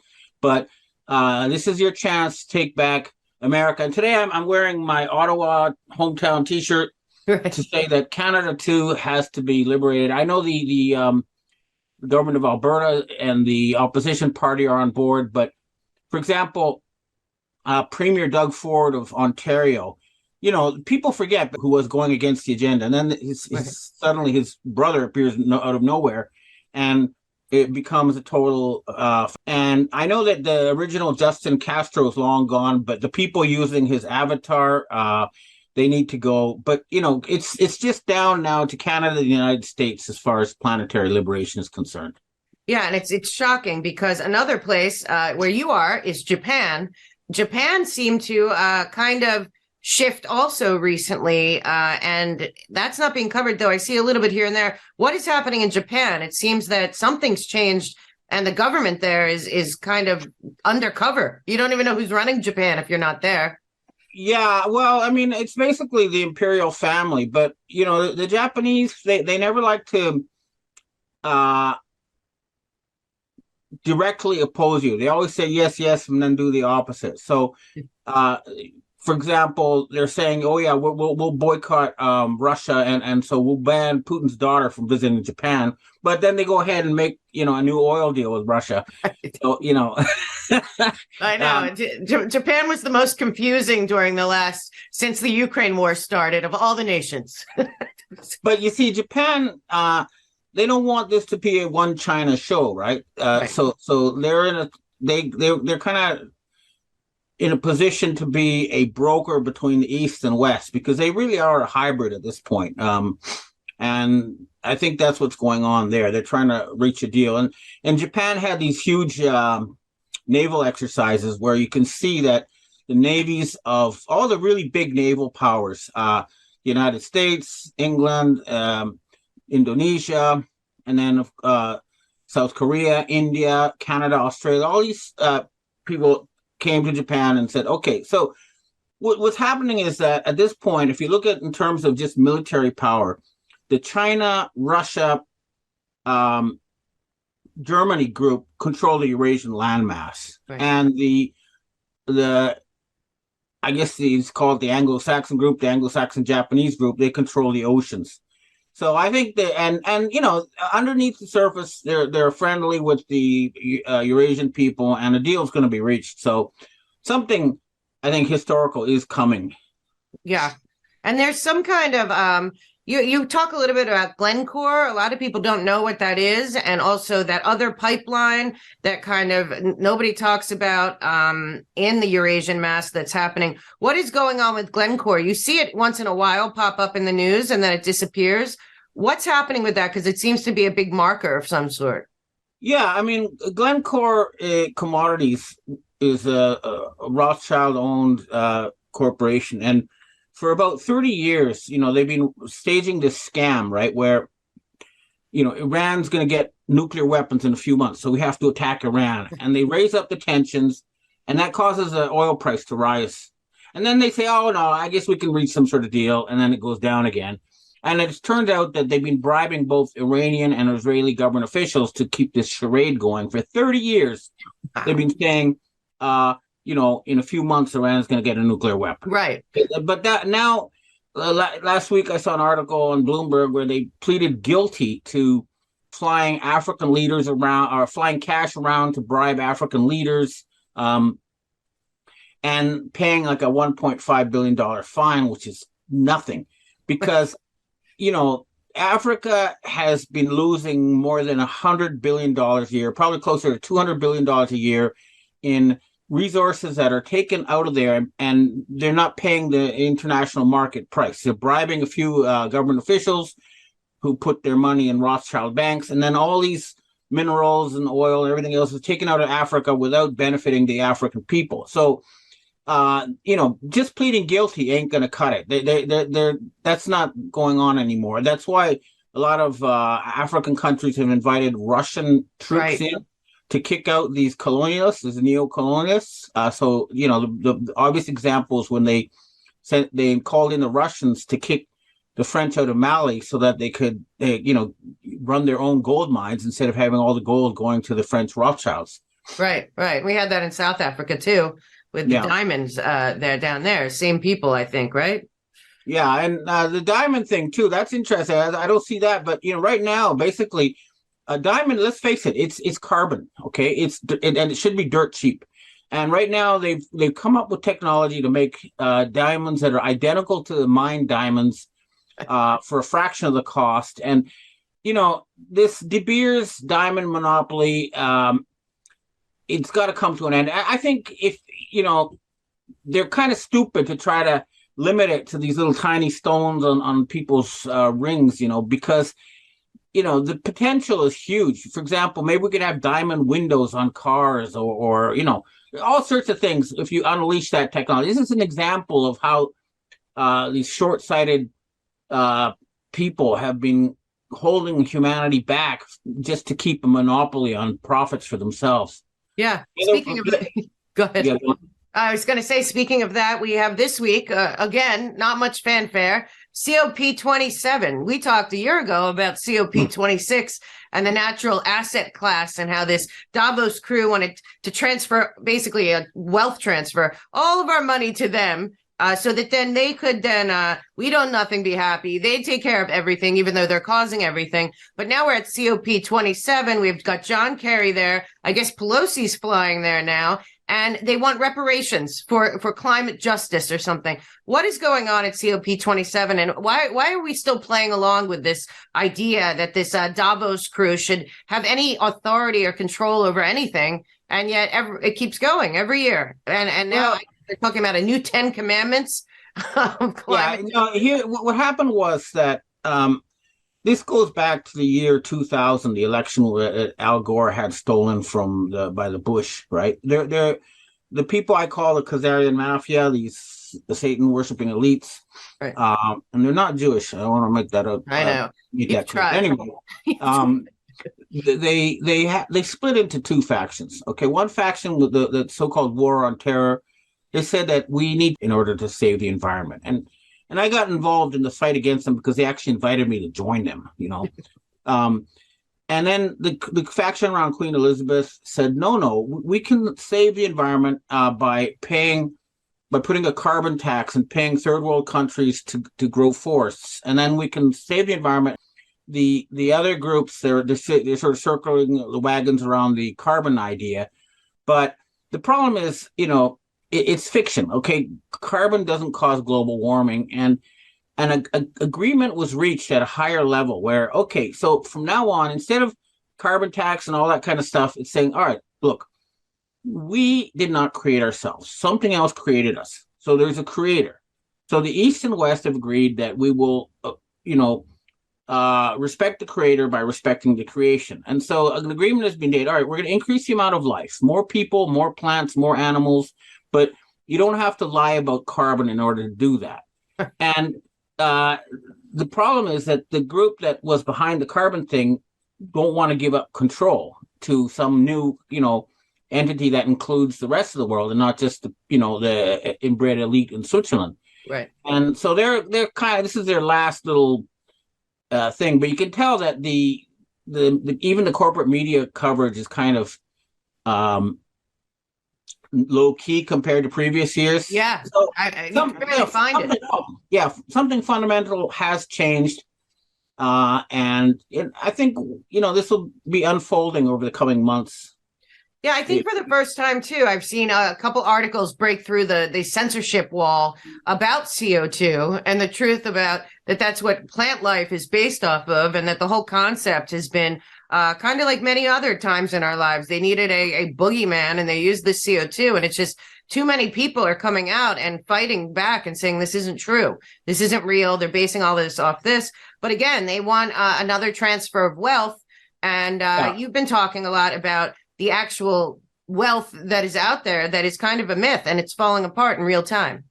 Yeah, I mean, there are two things. There's reality, and then there's a digital representation of the reality. And what's happened is the people who control the digital representation, i.e. the numbers in bank computers, right, thought this was reality, and they could control reality by controlling the digits.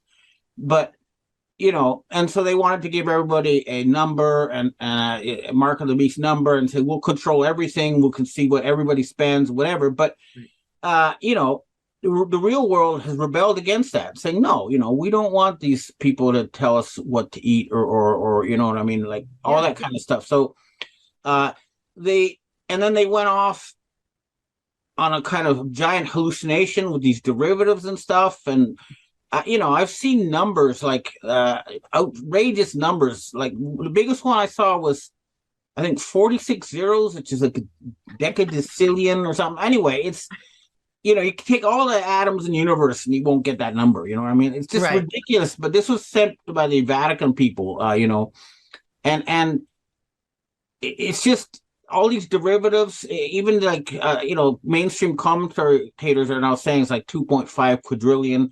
Whatever, it's thousands or millions of times more than the real world, and this whole thing has got to be unplugged. And the problem is that the Western financial institutions, the central banks and stuff, they have been, dealing with the Asians, and the Asians agreed they gave them up to 1,000 times leverage. So they take for the big example was in the Lehman crisis in 2008. Remember the Rockefellers and Rothschilds, they went over to the Asians and said, look, we're going to change our ways. We're going to have this black communist guy as president, and everything's going to be good now. So please give us some more gold. And they bought 700 tons of gold, and they used that to create 750,000 tons of worth of gold-backed bonds. And this Lord Blackheath brought this up in the British Parliament. It's not a secret. But anyway, that created $23 trillion, and that allowed the Obama show to go on. That money ran out in 2020 on January. $10 trillion, I think. I don't know the exact number, but it's something ridiculous where they bribed government officials. Oh, yeah. The situation in the Ukraine. I have intelligence from the Polish that it's basically game over in the Ukraine.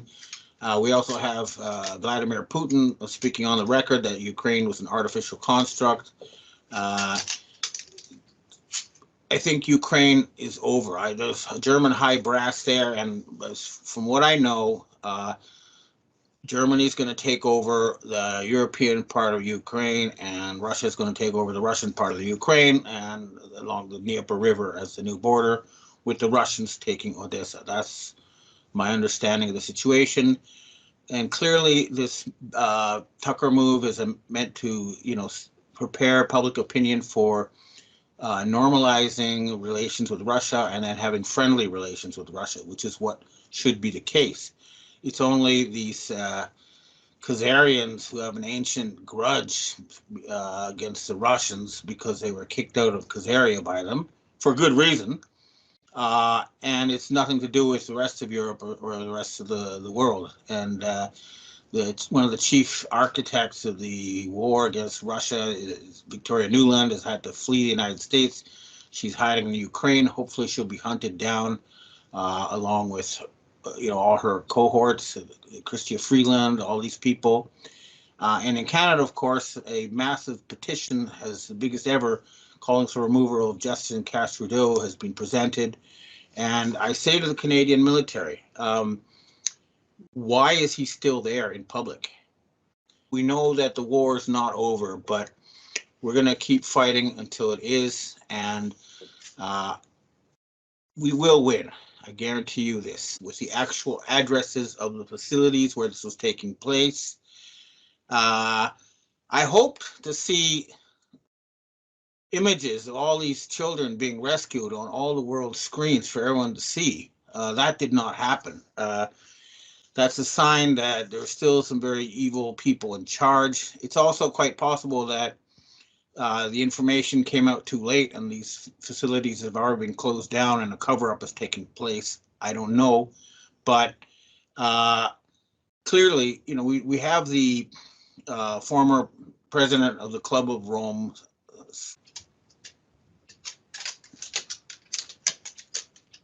Oh, yeah. The situation in the Ukraine. I have intelligence from the Polish that it's basically game over in the Ukraine. We also have Vladimir Putin speaking on the record that Ukraine was an artificial construct. I think Ukraine is over. There's a German high brass there, and from what I know, Germany's going to take over the European part of Ukraine, and Russia's going to take over the Russian part of the Ukraine, and along the Dnieper River as the new border, with the Russians taking Odessa. That's my understanding of the situation. And clearly, this Tucker move is meant to, prepare public opinion for normalizing relations with Russia and then having friendly relations with Russia, which is what should be the case. It's only these Khazarians who have an ancient grudge against the Russians because they were kicked out of Khazaria by them for good reason. And it's nothing to do with the rest of Europe or the rest of the world. And one of the chief architects of the war against Russia, Victoria Nuland, has had to flee the United States. She's hiding in Ukraine. Hopefully she'll be hunted down along with all her cohorts, Chrystia Freeland, all these people. And in Canada, of course, a massive petition, as the biggest ever, calling for removal of Justin Trudeau has been presented. And I say to the Canadian military, okay, next question. Hi, Ben. Do you know if the DEW that is still do you know if the DEW is still being used by the Black Hats, has been found and disabled by White Hats? Some say it is a cloaked satellite that cannot be located for destruction by White Hats. And do the White Hats have a DEW? They do have directed energy weapons. The White Hats do have them, but so do the Black Hats. Now, I know that previously a lot of these directed energy weapon weather attacks have been traced to what was the what's known as the Norwegian Antarctic base. So clearly we need some sort of White Hat military move against that base. And there are definitely some satellites that do this that were, the sort of part of the Star Wars Ronald Reagan stuff. that need to be taken down. I know the Chinese and the Russians have anti-satellite capability, and I'd like to formally request that they locate and shoot down these satellites. But in any case, when we have an attack like the one in Mexico, and we traced it to Larry Fink of Vanguard, that is actionable intelligence. The cartels know this. The same with the admiral who directed the attack on Japan recently. We need to, one way to stop these attacks is to identify the people who ordered them and make them criminally responsible. You can't stop arrests and execution with a weather weapon. Next question. Hi, Ben. Colonel Douglas McGregor says the American service people killed in Jordan might have been members of the California National Guard. Governor Newsom is not supposed to be sending military abroad. What do you make of this? Look, as the Syrian Defense Ministry has pointed out, and as anybody who follows what's happening knows, Al Qaeda, ISIS, Daesh, whatever you want to call them, they're all controlled out of Switzerland by the Octagon Group. Their job is to steal oil or cause havoc in order to fool the Americans into coming into the region. They're not welcome there. The countries of Iraq and Syria have requested that the U.S. military leave, and that's exactly what they should do. And the Israelis people need to make a deal with their neighbors and have permanent peace. And the way to do that is to give the Judeans full voting rights and full human rights within the Israeli nation. That's my view. They are, after all, the descendants of the original inhabitants of the Jewish state, and they should be treated as honorary Jews. That's my own view. I don't think two-state solution, it's just a way of sopping off public opinion and playing for time. It's not going to be the answer. I think a unified Israel with full rights to the Judeans is the way forward on that, and that would end all the problems in the region. And then they could go ahead and rebuild their temples. That's what they want. Next question. Hi, Ben. On the topic of illegals invading the southern border of the United States, why are they coming here? Why don't they go to China to live in all of the empty apartments? Well, I guess because they have to get on an airplane or a boat to get to China. And clearly there is an organized campaign to pay these people to come to the United States to try to stay in power. The Democrats and the people who control them, it's been proven that they're paying for these people to come in, and the idea is they want to give them the vote and somehow use these illegals to suppress the American people. That's what's obviously happening. Now, my view is that any economic migrant who's got a job, who's helping, harvest crops or wash dishes or whatever, should be allowed to stay. But anybody who is obviously just a welfare leech, military age male, not working, they need to be deported. And if it's not happening, it's a sign that the battle for the United States is still raging. Next question. I mean, we have our last question for today. Will the Evergrande real estate collapse affect the rest of the world? Any idea when housing market might go up or down? I don't want to give a precise date or anything, but the important thing about housing is that people need to be able to afford housing with the wages they earn. And when the price of housing, for example, in parts of China, you'd have to spend 44 years spending your entire wage to buy a house. That's not affordable. And so it has to fall to the level where the average person can pay for the average house with an average income and still have plenty to spare to support their family. And that's how far it has to fall. And what that means for China, of course, is that the current financial system cannot continue as it is. They need to reboot the whole thing. Same with the United States. It's dysfunctional. It's no longer all it is a giant parasitical Babylonian debt slavery trap, and it needs to be completely rebooted. And I've repeatedly said a jubilee is necessary to kickstart a very prosperous new age. Now, I'll give an example. In Japan, before World War II ended, all the land was held by a few aristocrats, and all the farmers were their slaves, tenant farmers. The U.S. came in and they redistributed the farmland to the people who actually worked it.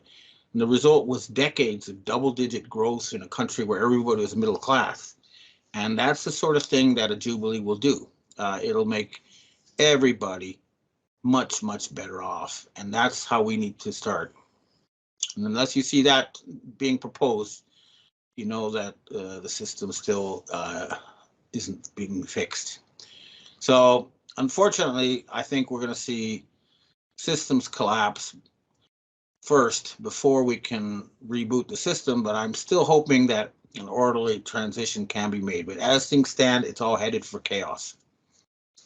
Well, thanks for tuning in, and I hope to have better news next week. Hello, this is Benjamin Fulford speaking on February 1st, 2024. We're recording this one day early, by the way, because of my webmaster's wedding, and I'd like to congratulate my webmaster, who prefers to remain anonymous, so that's all understandable. But anyway, congratulations, and I hope you start having lots of kids. So now, looking at the news now, what's really happening is we really are at an interregnum. We're at the end of one regime, and the new regime has not started. Now, the signs that the old regime is ending are everywhere. So, for example, last week we saw a whole spectrum of people being fired across what's now known as the legacy media. We used to call it the mainstream media, but they're not mainstream anymore. They're kind of like these backwaters promoting lies that nobody believes anymore. They lost the integrity that they used to have and became propagandists for criminals, and that's why they have been abandoned by the masses. This is something that is going to continue. I recently went for the first time in a long time to the Foreign Correspondents Club of Japan. I didn't see any foreign correspondents there. It's become more like a Mitsubishi club, because they were refusing to have real press conferences. We had people like the governor of Fukushima province ready to appear and say that Fukushima was an attack by Israel, and they would not have such a press conference. So, they would only have, I don't know, some pop star or something like that. This is sort of typical of the entire former corporate mainstream media, now known as the legacy media, and good riddance, I can say. But that's just one of the many signs that something is over. I think that the big picture is that just like when the Soviet Union fell, people stopped believing in it. They didn't no longer think that there was going to be a world communist revolution. They didn't think their system was superior, and it all collapsed. And we're right at that moment now. The United States is being abandoned by everywhere on Earth. It's understood to be an Israeli-run rogue nation that has been causing war and terror around the world. Nobody in the real world believes that Hamas is actually Israel's enemy, when we all know that Hamas and Israel are on the same team, and they're trying to clear out the Gaza Strip and carry out a genocide so they can steal property there and build a new canal. So they can't fool people anymore. This is the story that is playing out across so many dimensions. Now, the other thing that we know for sure is that they're not going to be able to start World War III. They've been talking about, oh, bomb Iran, yeah, bomb Iran. And we still see these people like Lindsey Graham screaming like that hysterically, or Nikki Haley, but they don't control the U.S. military. That's a fact. Now, I saw that they created a new Lloyd Austin. The original Lloyd Austin was arrested because he was planting a giant false flag, according to my MI6 sources.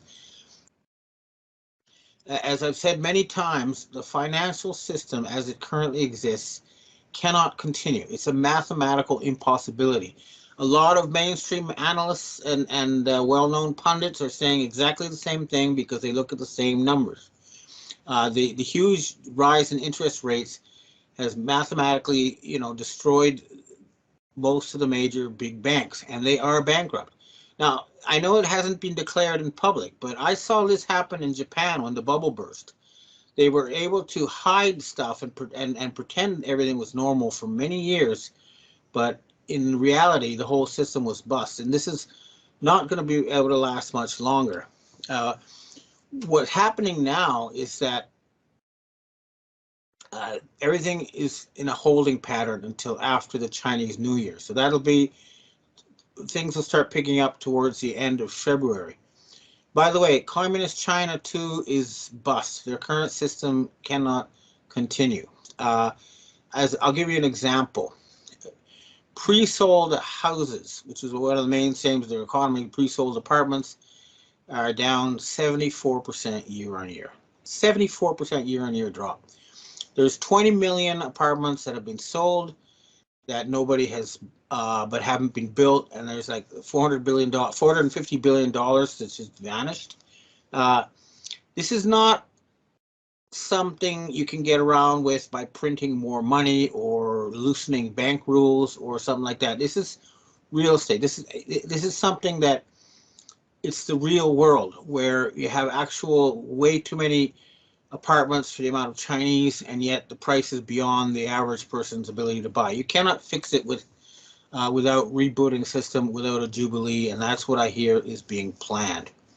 Now, the other thing that they're trying to pretend is not happening is the farmers' revolt right across Europe. This is not just France, it's Germany, it's Holland, it's Portugal, it's Spain, it's Italy, it's Romania, it's Poland.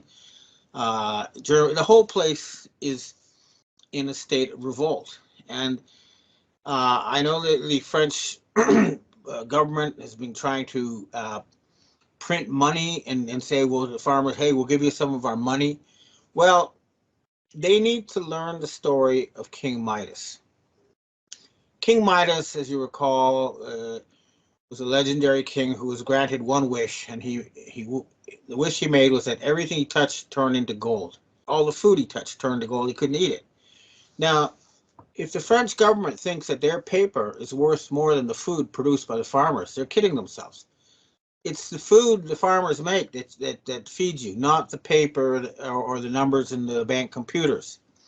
And the farmers have the upper hand because what's basically been happening is the Khazarian mafia, you want to call them the Rothschilds, the Rockefellers, whatever, the oligarchs who own the Fortune 500 companies, have been trying to stay in power and trying to stay solvent, in part by looting Europe, by forcing them to buy expensive gas from the US instead of cheap gas from Russia, by taxing them. And also, they've been trying, and this has been proven now, to engineer a starvation crisis. So they're trying to put the farmers out of business. And that's a no-no. That's food. That's people's actual survival at stake there. So this situation is just like the situation in France before the French Revolution. Everybody agrees that the current regime is evil and it has to go, and it will go. And it's true that there's no consensus about what to replace it, but there are a lot of things that a lot of people agree on. One is that we want to end Babylonian debt slavery. The other is that we need a jubilee, a complete reset. and we want return to real democracy or republicanism, real freedom of the press, and control of the central banks by the people's elected representatives, not by self-appointed, what you will call them, aristocrats or oligarchs or god kings, whatever. And the system has been, even now, mainstream people in the financial industry are agreeing that the current system, it's not trickle down, it's vacuum up. What happens is, as I've repeated before, but it's important, they create $1 trillion out of nothing. And then they hand it to their buddies in the high level, people like Elon Musk or Jeff Bezos. And then they kind of use it to buy stuff and accumulate power and things. But that money is being stolen from everyone else. And what's happened is they've impoverished 90% of the population. They've driven the country to the brink. They overdid it. And that's been proven by the farmers, who are also in revolt in the United States, even though they're not talking about it as much. Now, speaking about the United States, I noticed they're suddenly trying to downplay this giant Texas border dispute with the governor, Greg Abbott. I think there is credible evidence that Abbott is a WEF puppet, World Economic Forum or KM puppet. But the fact is that they were hoping to start a civil war in the United States. They were going to get all these. Their plan was to get all these patriots to go to the border, to close the border, and then they were going to get all these immigrants and families to fight them, but nobody showed up for the anti-close the border faction. So the whole thing, the whole psyops, blew up in their faces because it got taken over by genuine patriots who really do want to return the United States to democracy or republicanism.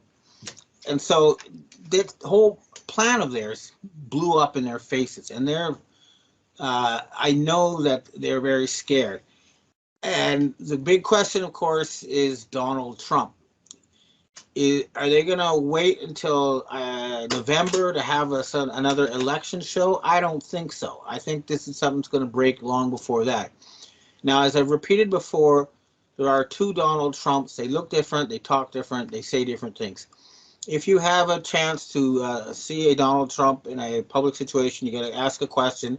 Ask him, will you press war crimes charges? Now I'd like to answer questions from readers and viewers. Hi, Ben. We have our first question for today. Can you please address the main issue that I have with the Q board?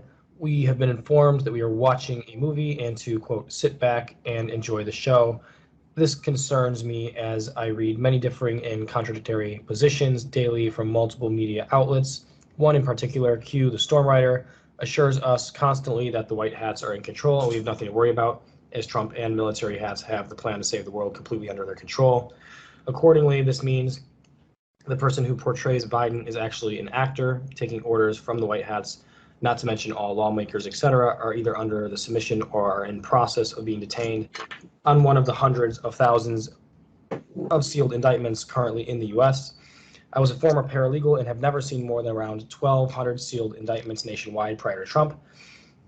What concerns me is the conflicting message from those in the truth community.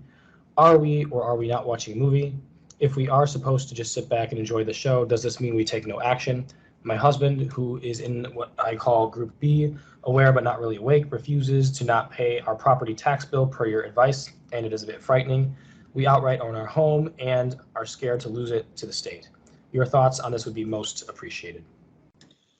Everybody should not sit back and enjoy the show and eat their popcorn. That's what that's not what you do. Everybody needs to take whatever action you personally can. Now, in the case of your husband not wanting to pay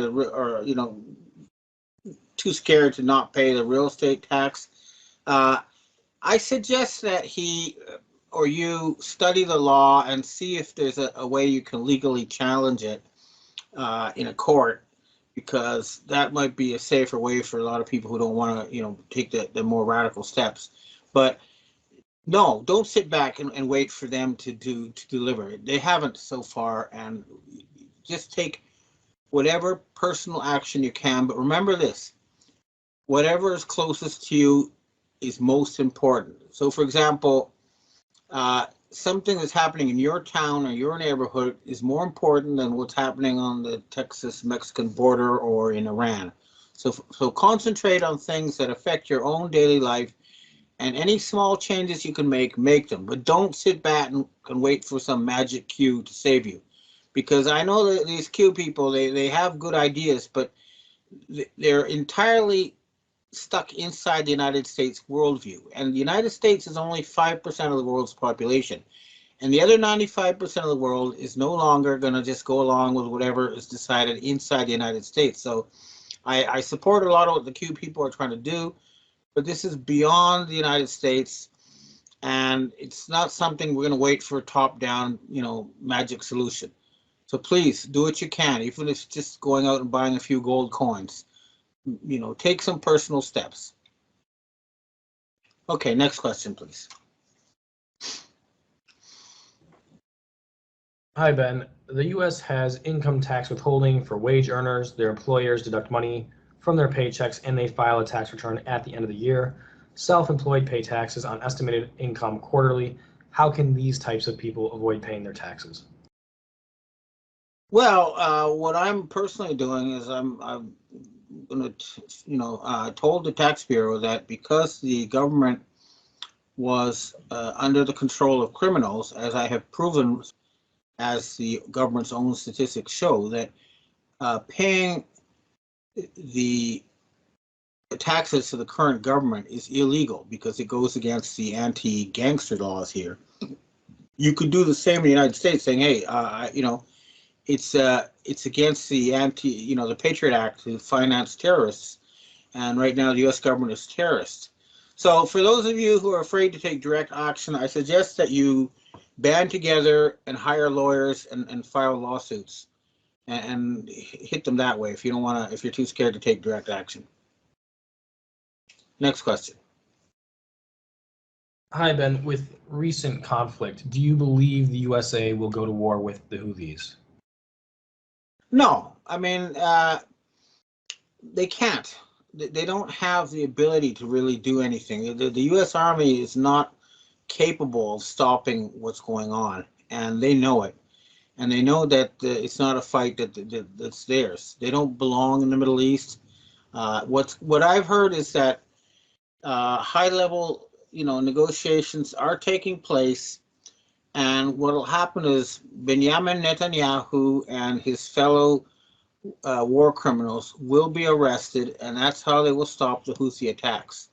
So until that time, there's nothing they can do about it, and therefore they don't have the right on their side. And remember, the U.S. used to be strong because they were the good guys, and once they become the good guys again, they'll get their strength back. Right now, supporting a genocidal, racist regime in Israel is not being one of the good guys. Next question. Hi, Ben. We have our last question for today. It was recently found out that the Filipino government had approved a budget of the peso equivalent of 35 billion US dollars to buy submarines.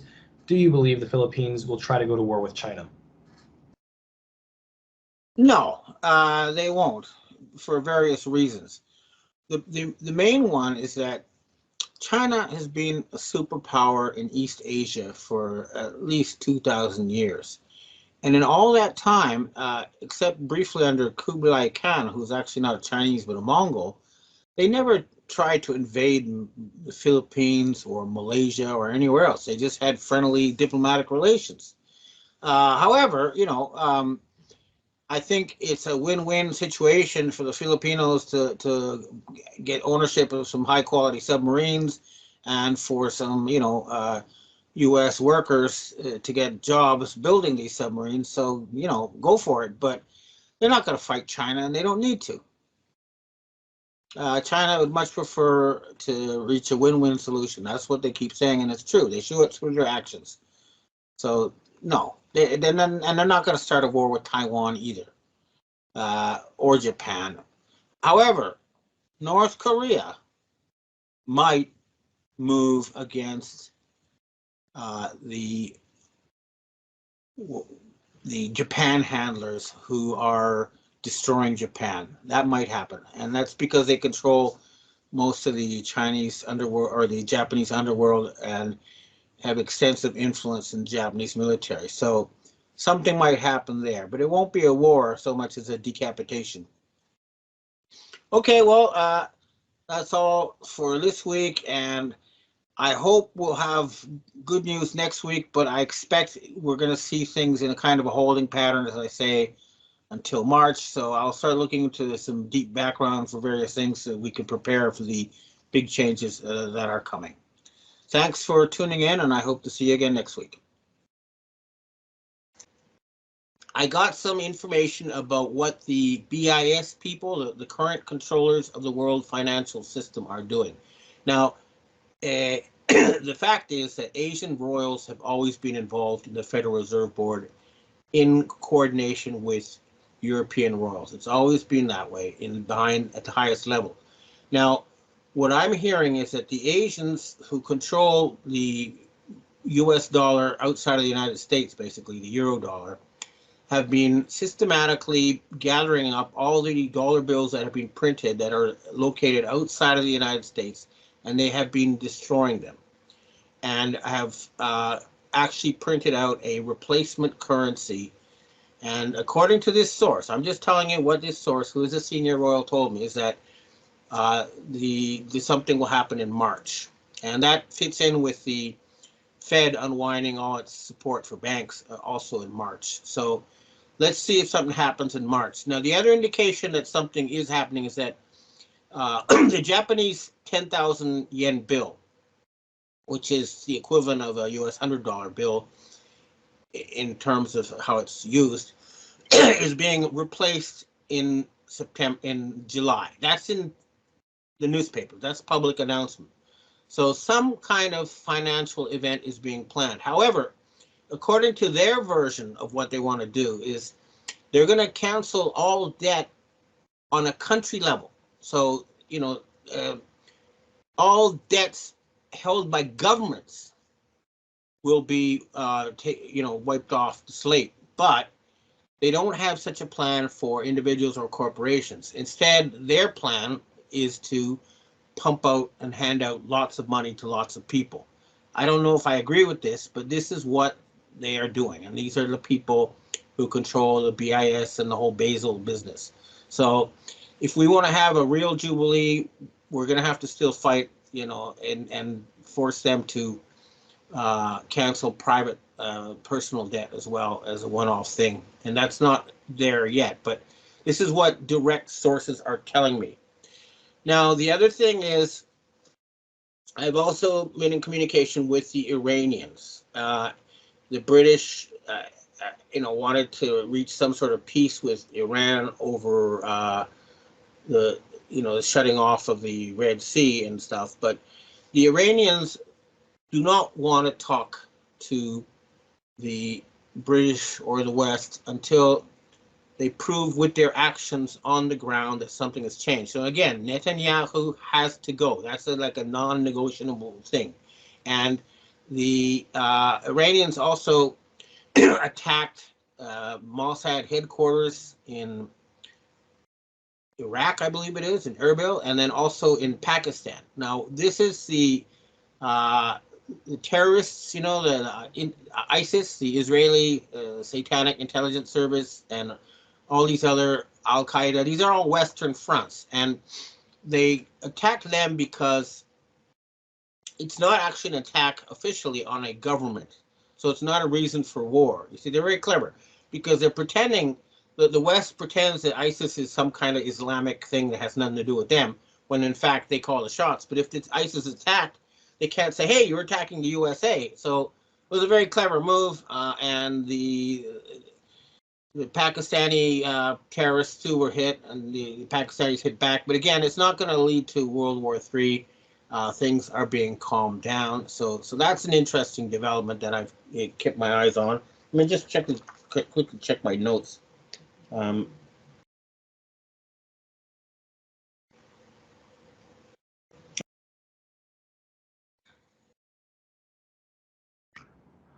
Hi, Ben. Is the attack on Yemen another attempt by the Cabal to trigger a world war? All the media attention upon it seems to indicate it's so. What are your thoughts on this?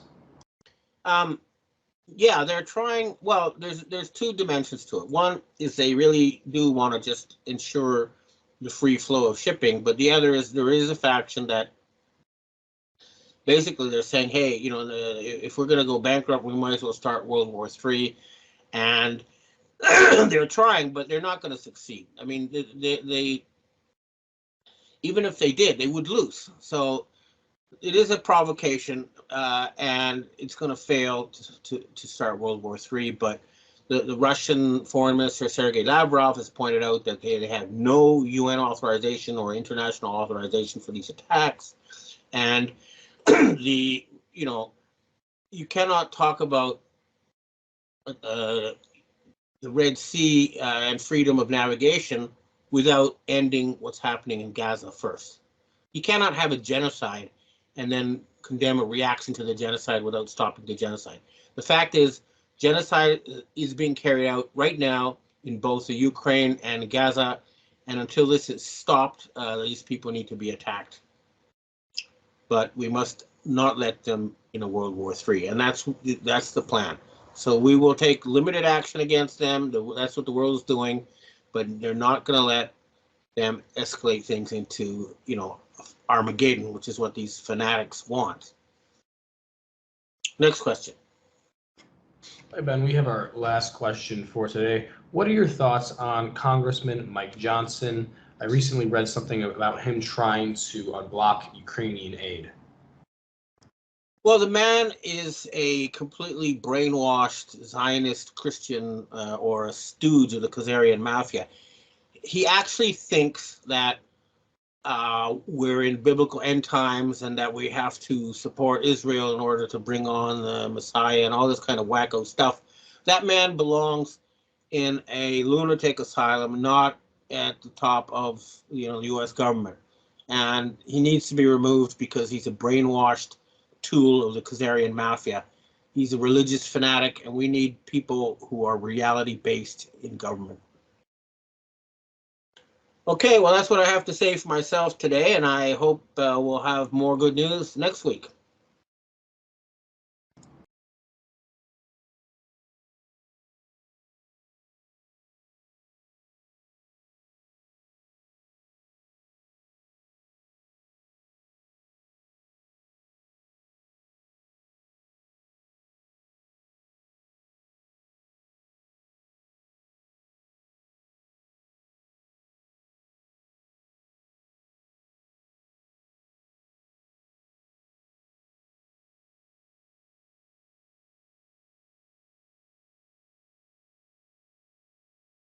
Hi, Ben.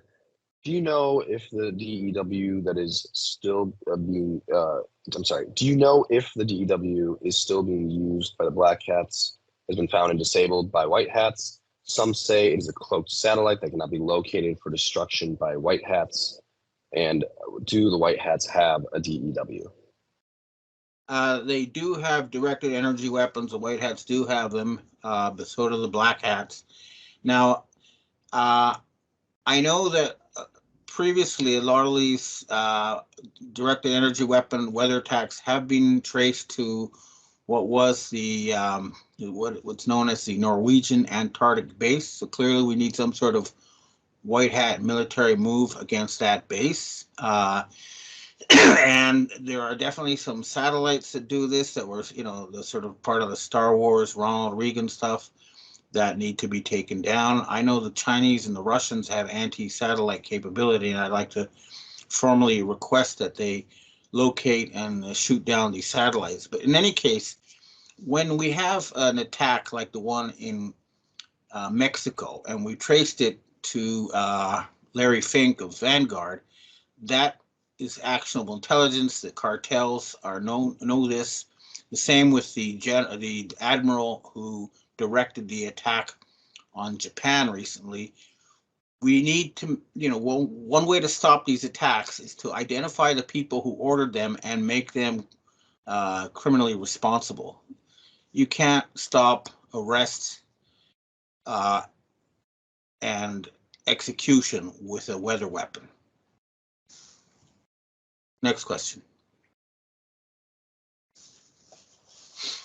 Hi, Ben. Colonel Douglas McGregor says the American service people killed in Jordan might have been members of the California National Guard. Governor Newsom is not supposed to be sending military abroad. What do you make of this? Look, as the Syrian Defense Ministry has pointed out, and as anybody who follows what's happening knows, Al-Qaeda, ISIS, Daesh, whatever you want to call them, they're all controlled out of Switzerland by the Octagon Group. Their job is to steal oil or cause havoc in order to fool the Americans into coming into the region. They're not welcome there. The countries of Iraq and Syria have requested that the U.S. military leave, and that's exactly what they should do. And the Israelis people need to make a deal with their neighbors and have permanent peace. And the way to do that is to give the Judeans full voting rights and full human rights within the Israeli nation. That's my view. They are, after all, the descendants of the original inhabitants of the Jewish state, and they should be treated as honorary Jews. That's my own view. I don't think two-state solution is just a way of sopping off public opinion and playing for time. It's not going to be the answer. I think a unified Israel with full rights to the Judeans is the way forward on that, and that would end all the problems in the region. And then they could go ahead and rebuild their temples. That's what they want. Next question.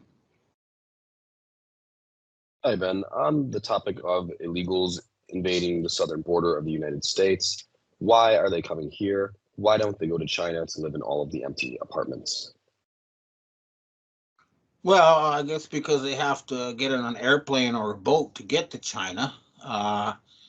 And clearly there is an organized campaign to pay these people to come to the United States to try to stay in power. The Democrats and the people who control them, it's been proven that they're paying for these people to come in, and the idea is they want to give them the vote and somehow use these illegals to suppress the American people. That's what's obviously happening. Now, my view is that any economic migrant who's got a job, who's helping, harvest crops or wash dishes or whatever, should be allowed to stay. But anybody who is obviously just a welfare leech, military-age male, not working, they need to be deported. And if it's not happening, it's a sign that the battle for the United States is still raging. Next question. I mean, we have our last question for today. Will the Evergrande real estate collapse affect the rest of the world? Any idea when housing market might go up or down? I don't want to give a precise date or anything, but the important thing about housing is that people need to be able to afford housing with the wages they earn. And when the price of housing, for example, in parts of China, you'd have to spend 44 years spending your entire wage to buy a house. That's not affordable. And so it has to fall to the level where the average person can pay for the average house with an average income and still have plenty to spare to support their family. And that's how far it has to fall. And what that means for China, of course, is that the current financial system cannot continue as it is. They need to reboot the whole thing. Same with the United States. It's dysfunctional. It's no longer, all it is a giant parasitical Babylonian debt slavery trap, and it needs to be completely rebooted. And I've repeatedly said A jubilee is necessary to kickstart a very prosperous new age. Now, I give an example. In Japan, before World War II ended, all the land was held by a few aristocrats, and all the farmers were their slaves, tenant farmers. The U.S. came in and they redistributed the farmland to the people who actually worked it. And the result was decades of double-digit growth in a country where everybody was middle class. And that's the sort of thing that a Jubilee will do. It'll make everybody much, much better off. And that's how we need to start. And unless you see that being proposed, you know that the system still isn't being fixed. So unfortunately, I think we're going to see systems collapse first before we can reboot the system, but I'm still hoping that an orderly transition can be made. But as things stand, it's all headed for chaos. Well, thanks for tuning in, and I hope to have better news next week. Hello, this is Benjamin Fulford. This week, I took a trip to a remote train station in Japan, and then from there, a 1-hour car drive to the mountains to meet the head of an ancient secret society known as the Yatagarasu, or the three-legged crow. It was very interesting to me indeed. Now, the Yatagarasu refers to a three-legged crow that legend says guided the very first people to Japan in ancient times. And it is basically at the head of the Shinto religion. Now, the story I heard was really fascinating. The members of the Yatagarasu claim that they are the descendants of one of the lost tribes of Israel known as the tribe of Ephraim.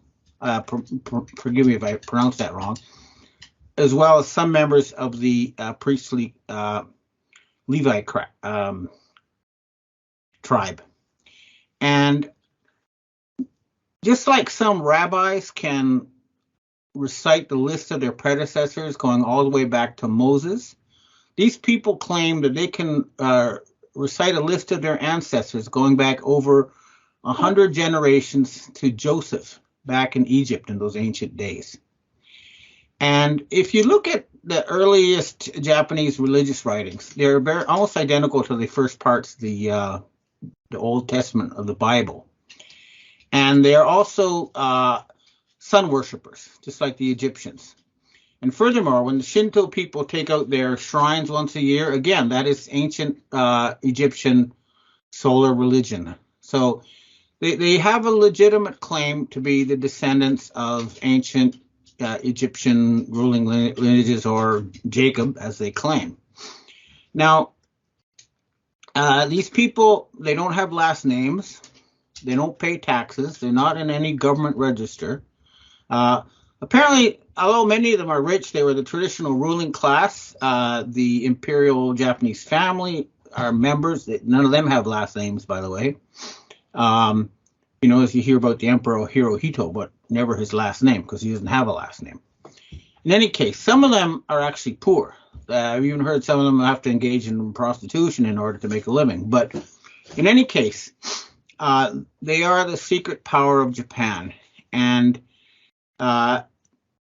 they had an interesting offer. Oh, one more thing I want to say to make me think this was a legitimate thing. The place I went had in it what they claimed was the original throne of the Ming emperors of China. It was huge, big enough to seat 3 large people, and it was made of solid gold. Two people, me and another person, tried to lift. We couldn't even budget like a fraction of a fraction. It just was so heavy, and it was very ornate. They wouldn't let me photograph it because they said the Chinese would then start asking for it. But these people are the real deal. In any case, the reason I was called was because they had an offer to make. They claim that the Japanese royal family has $5 trillion worth of gold in the vaults in Switzerland. Right now, the only person who's authorized to access it is the Empress Dowager Michiko. And she can only do it via the Red Cross. And at present, it can only be done to deal with, emergencies such as earthquakes and stuff. In other words, the sort of thing the Red Cross gets involved in. So the proposal they're making is that they use this $5 trillion worth of gold as backup to set up a future planning agency to take over some future economic and social and environmental planning for the planet. And to do this, we need the cooperation of the Swiss and the families that own the private central banks, et cetera, et cetera. And so I have started the process of trying to get this negotiation forward. Now, the other thing I would point out is that they let me bring my mobile phone with me, which means that they were fully aware that the NSA was listening into our conversation. It means that they are willing to go public to a certain extent about their secret society. And I think it's very interesting. If they have a very legitimate sounding claim to being one of the 10 lost tribes of Israel. So this is quite historical, in my view. And I'm honored to have been allowed to, start discussing these people to the world at large. So that's the situation there. Now, again, with this gold business, they claim that all these stories about huge gold hoards in Indonesia and the Philippines, etc., are not true, but that their gold is real. They took it from the Tokugawa family, and it's in Switzerland. Now, another thing, these people tell me that everything we've been taught about the recent history of Japan is fiction. So, for example, they claim that the big battle of Sekigahara never took place, and that there was actually a battle called the Battle of Yamanaka, where Tokugawa Ieyasu body double to represent him when they took over Tokyo. Again, I don't know. I'm not an expert in Japanese history, but I just throw that out there, just for future scholarship to look into. In any case, I hope this will be the item that can break the current deadlock. Now, I'll get into more detail when I write my weekly report on this meeting, but now I want to talk about the world situation. Basically, I think it's time to step back because everything is in kind of a holding pattern right now, and we need to examine what each side holds. On the Western side, the families that control the Western central banks, what do they control? Well, they control the BIS, the UN, the World Bank, the IMF, the Fortune 500 companies, and they control a lot of the, traditional international institutions. However, now let's look at the other side, the people around the Shanghai Cooperation Organization. Now, this is basically an alliance between what used to be the communist Soviet Union bloc and the non-aligned countries. So it includes China, Russia, India, basically about 82% of the world's population and 65% of the world's GDP. And they are not accepting any more fiat dollars created by the Khazarian mafia or the families that control the West. And this is resulting in the economic implosion we're witnessing in the United States and Europe now. Now, things are going to get worse over the next coming weeks.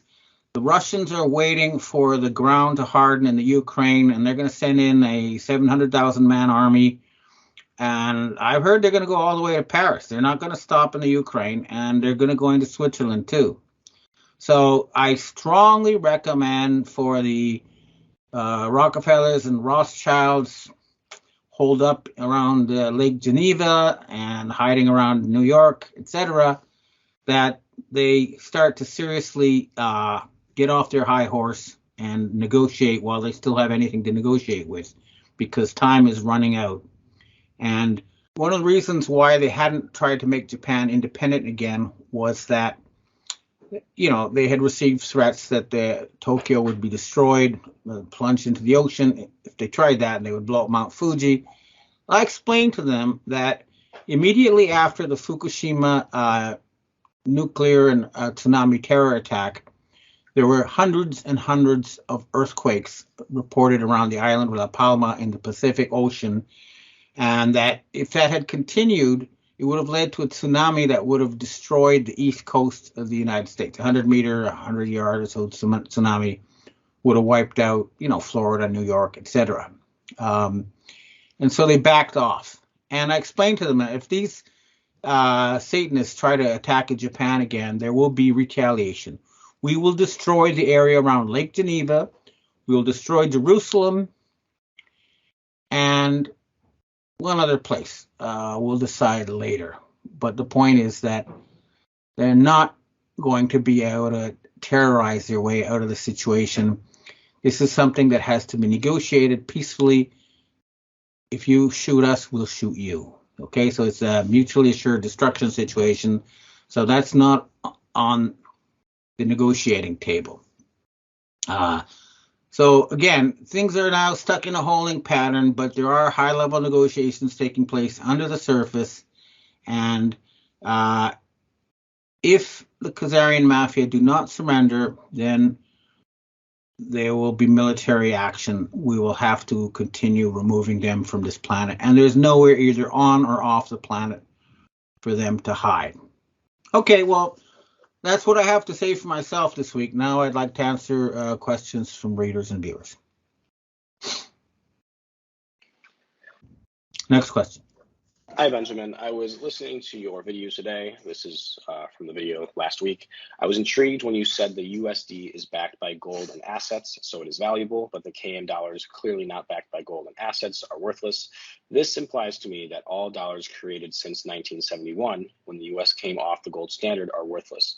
Can you comment on this, please, and explain how the new KM dollars will be differentiated from pre-1971 dollars?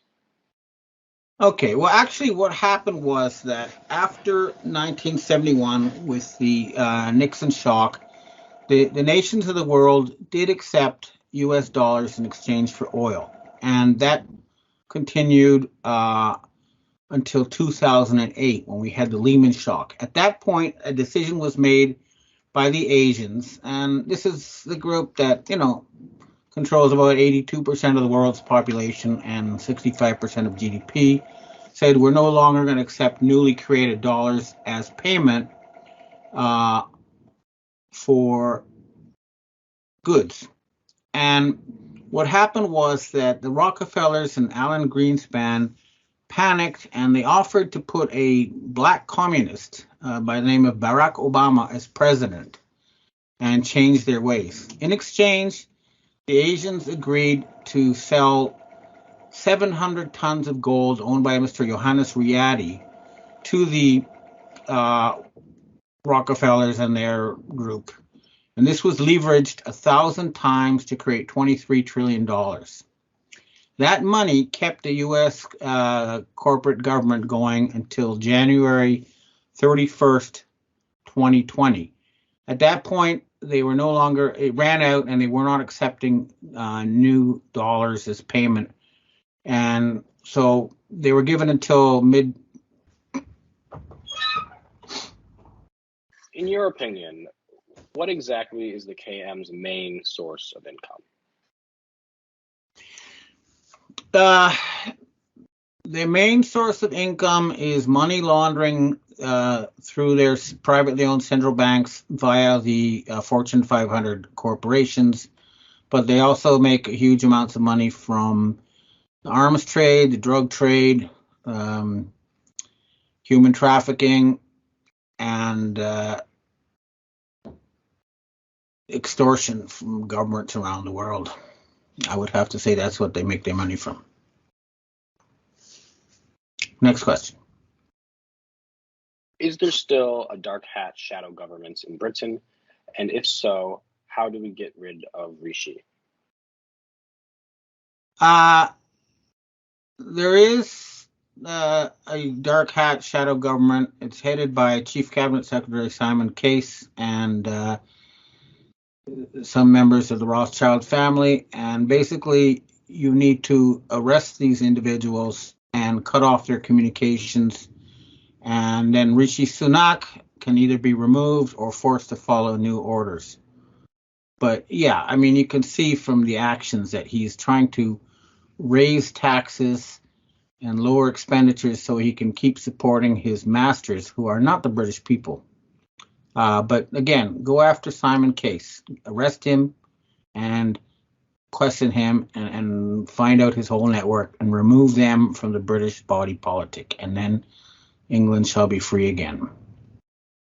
I think it's a good time to summarize the current state of the ongoing battle for the planet Earth. Now, the two sides are basically the rules-based, so-called rules-based world order people, which is really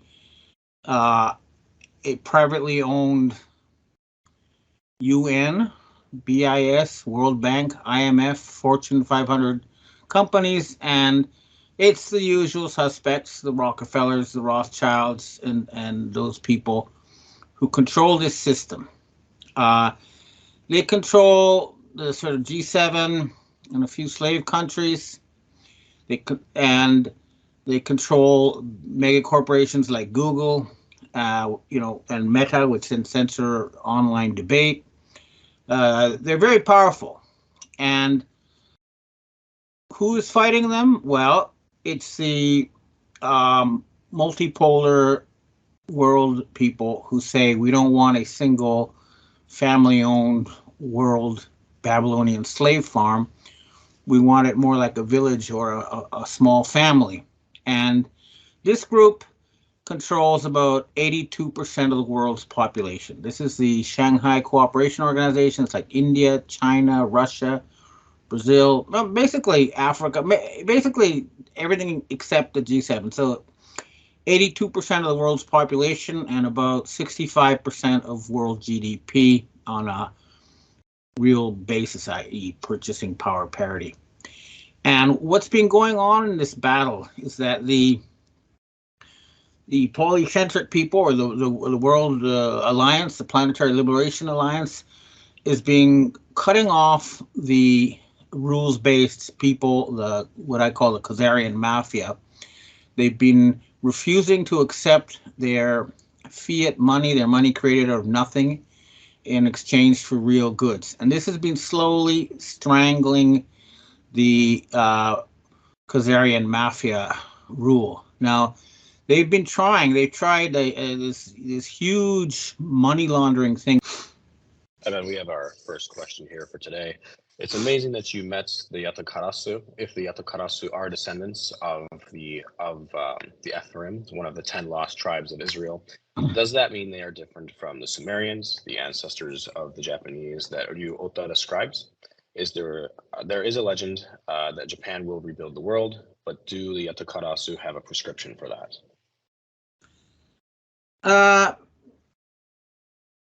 The Yatagarasu have been very, they control Shinto. They've been kind of more of a religious thing than anything else.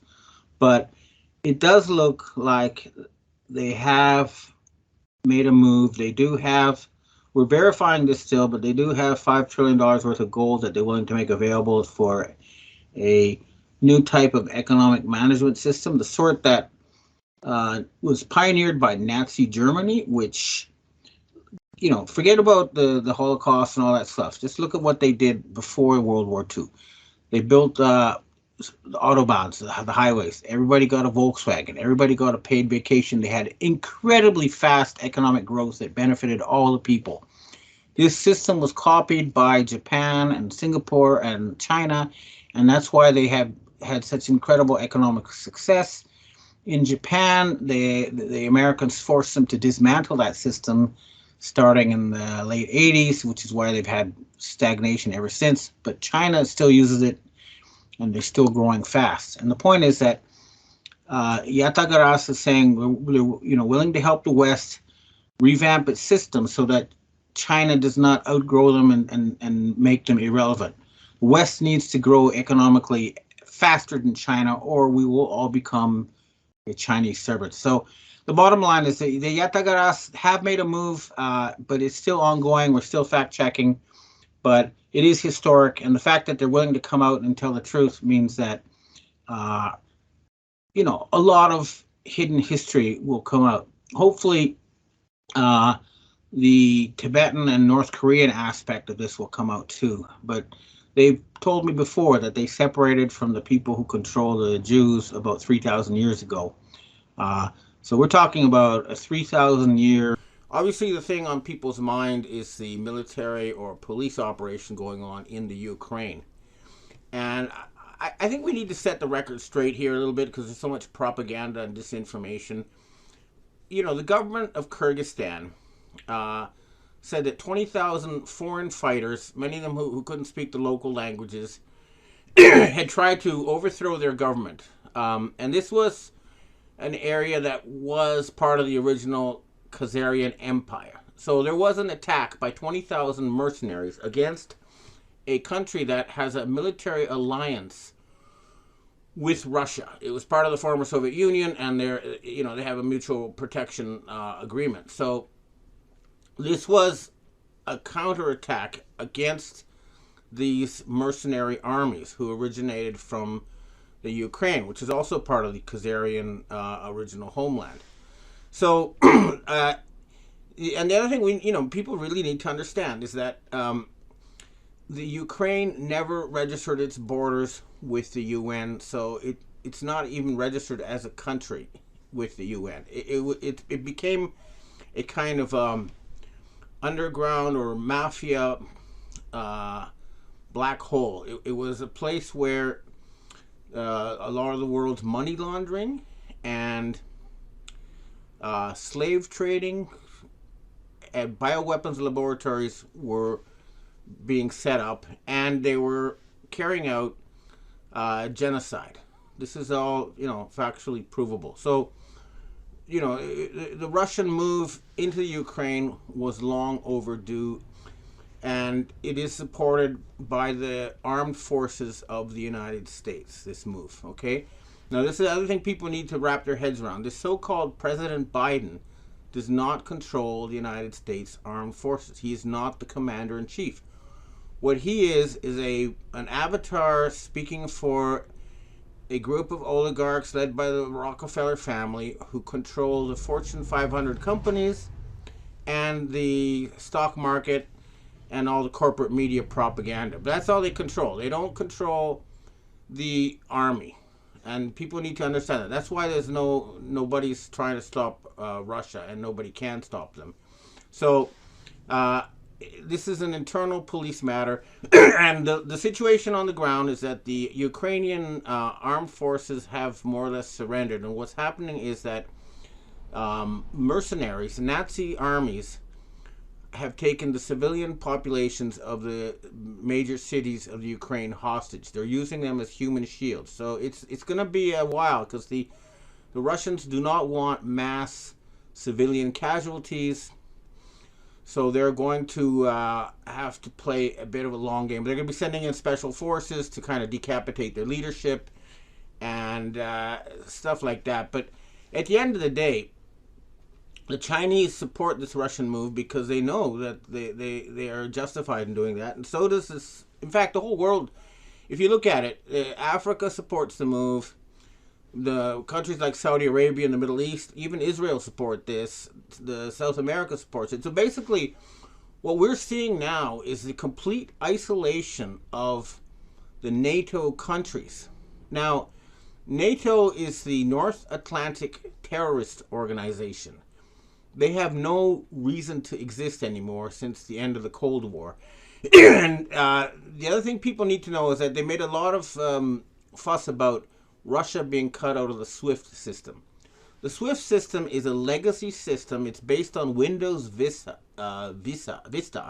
and it's used by the NATO criminals for money laundering. That's all it is. It's not the system that's now used for international trade. When you go to an ATM and take out money from anywhere on Earth, you're not using SWIFT. You're using the new quantum system. If you send money from a bank, you will not be using the Swiss alphabetical system. You'll be using numbers. So it's not something that they have any control over. And, you know, once these Nazis are removed from the Ukraine, this will probably be the end of the Biden regime because they will lose their ability to launder money. But I'm still hoping, I mean, the armed forces have not moved into New York. They have not moved into the Stock Exchange building or the Voice of America building or the headquarters of large media corporations because we are still waiting for financing for a new U.S. government. And that is in the works. But, you know, I'm not into this your check is in the mail type of reporting. I mean, I have been told that a Dragon family representative will be coming to provide financing to set up a new government with its probable headquarters in Idaho. But until that happens, we're going to have to keep fighting these people. And people who know in the intelligence community realize that the head of the snake is in Zug, Switzerland. It's a huge underground complex there and around Lake Geneva. These are the people who control the so-called UN. And the UN has completely dropped any pretense of neutrality by banning Russian Foreign Minister Sergei Lavrov from going to Geneva for negotiations. So the UN has come out of the closet as a privately owned corporation that's run by the Khazarian mafia. It's not a global thing for the world's people. Now, the other thing we need to be wary of is that they're trying to make everybody with this Ukrainian noise and things, but there is an ongoing attempt to create a large starvation crisis. They're going to try to use the loss of Ukrainian and Russian wheat and other foodstuffs as an excuse. They're paying huge amounts of money to farmers in Western countries to turn their crops into fuel. So they're trying again to create a starvation crisis. We need to remove these people from all positions of power, and it is happening. It's not happening soon enough. Now, the other thing I have to report is that a group of U.S. former military and I'll have some coffee.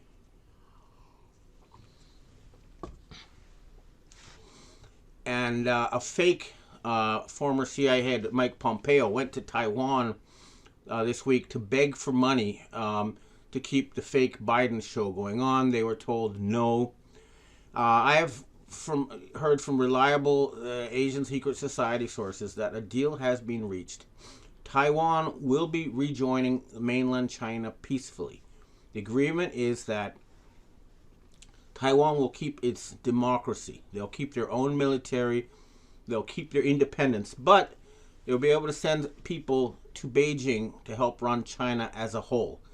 And China needs a very serious change in direction because their real estate based model is broken and they're going to reboot. But an agreement has been reached. And the U.S. 7th Fleet, the Navy people are on board with this. They accept this because they want to transition to a kind of a planetary protection force. So the U.S. Armed Forces want to become people who help protect the planet Earth and not be mercenaries for Khazarian oligarchs, helping them steal resources. So there's a fundamental change, and the U.S. military will continue to be funded even as the U.S. corporation is,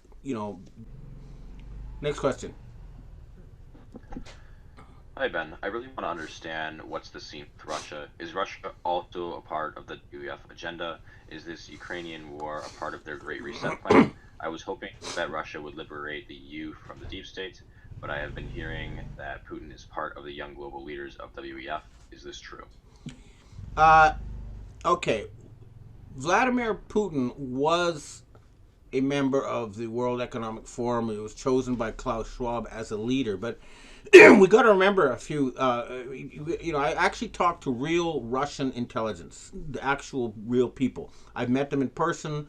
I know they're the real deal. And so, once again, I need to explain to people what is the story with Vladimir Putin. The person who told me that Vladimir Putin did not exist ran a large company that provides security for oligarchs in Russia. And when they told me that, I couldn't believe it. So I did a lot of research, and here's what I found out. Putin's wife, the original Putin's wife, who was fluent in German, wrote an article or told the German newspaper Bild, which is a very respected newspaper, and replaced with a lookalike, and that's why she divorced. Okay, and then there was one Putin at a press conference by an electromagnetic device. He disappeared for 2 weeks, and then a different faced one appeared.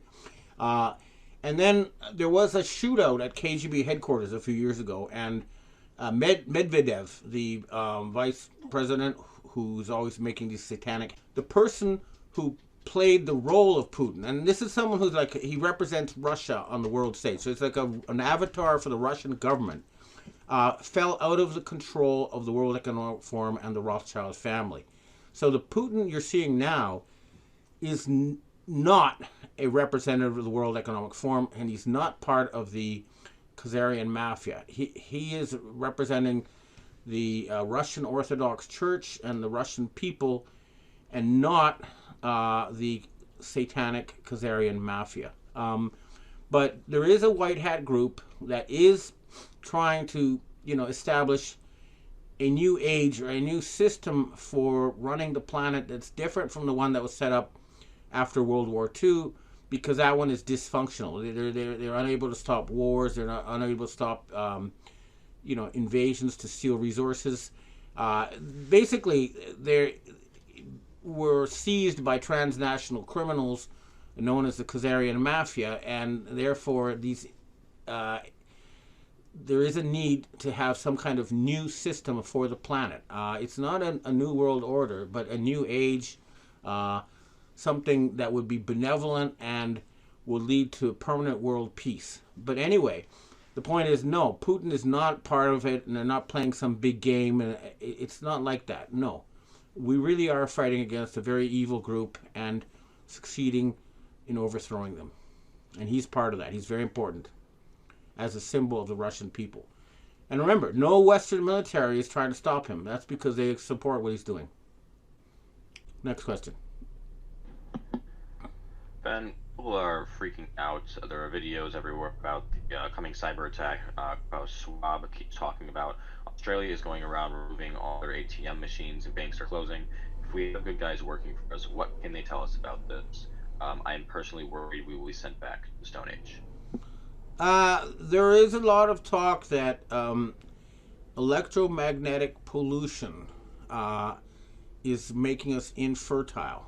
And so there is a serious discussions about reverting to only landlines. I'm not. I've just heard about this now.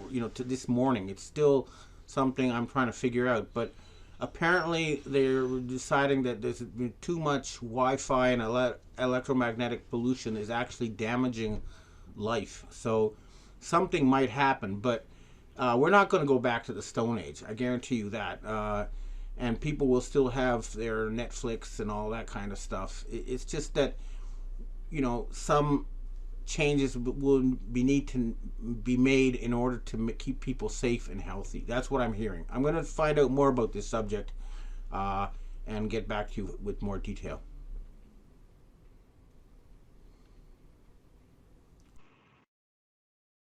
Hi, Ben. We have our first question today. Doing what you do, it's to be expected that you have made some very powerful enemies. That being said, how do you stay protected? Do you have a security detail? I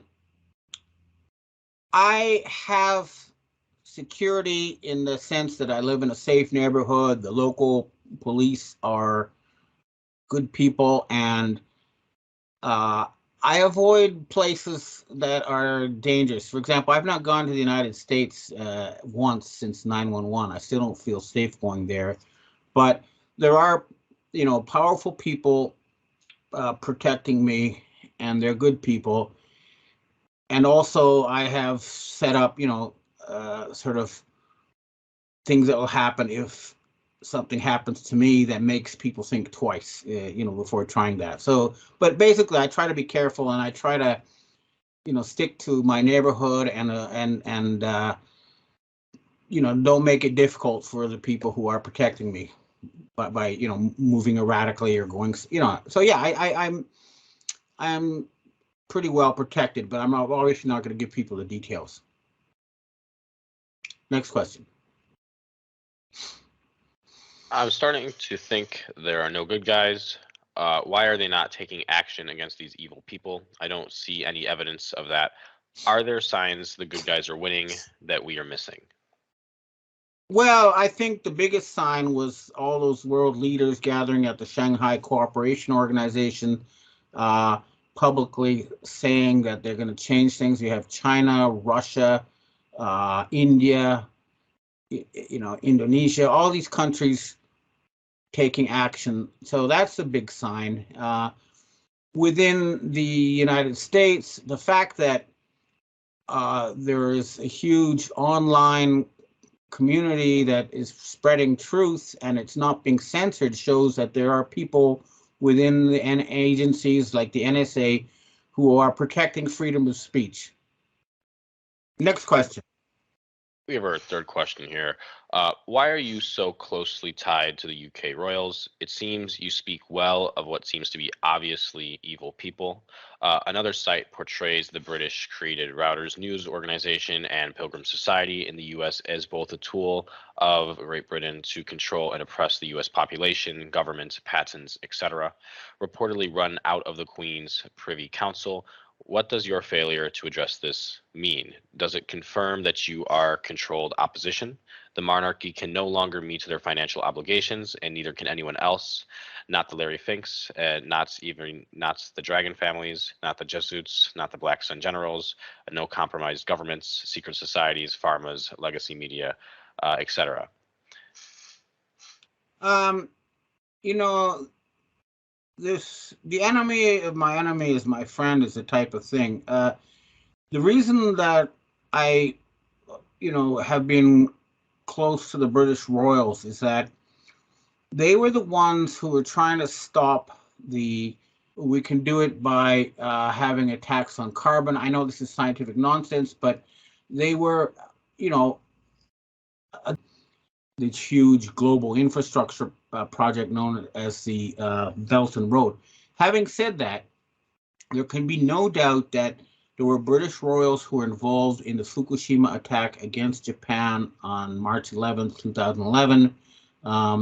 And I've also confirmed from a cousin of the Queen, actually, including Queen Elizabeth, they were part of this cult. They were born into it. But you know, right now, the more important thing is saving 90% of humanity. And it seemed like an alliance with these people was better than keeping them as enemies. But in the end of the day, the truth will have to come out and the people will have to decide what to do about the British royals and their legacy. Next question. We have our final question for today. There's been a lot of confusion surrounding this newly appointed Prime Minister of Italy. She seems to be a real nightmare for the EU establishments, yet she keenly declares continued support for the Zelensky's regime. Can you make some more sense of this?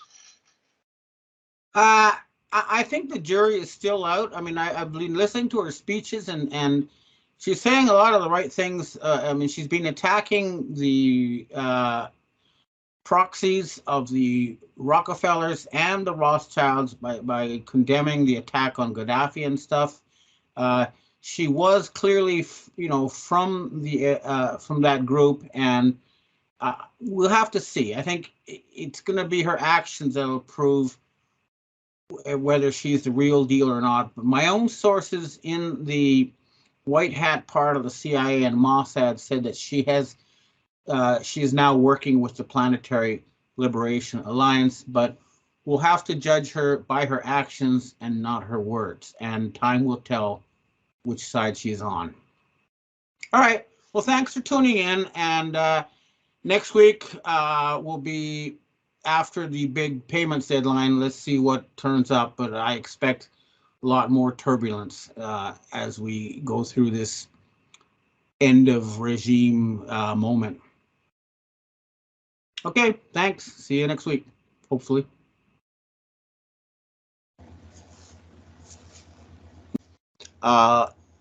The planet Earth is now entering a very, very crucial period of transition, and we have to handle this very carefully. What has happened is that the Khazarian mafia, who control the central banks of the West and China, failed to make a payment to the rest of the world on September 30th. This is especially true of their main source of power, which is the United States of America Corporation. This is a corporation. It's not the Republic of the United States of America that gained independence in 1776. It's a corporation that was created in 1871 and that took power to create and distribute money from Congress in 1913.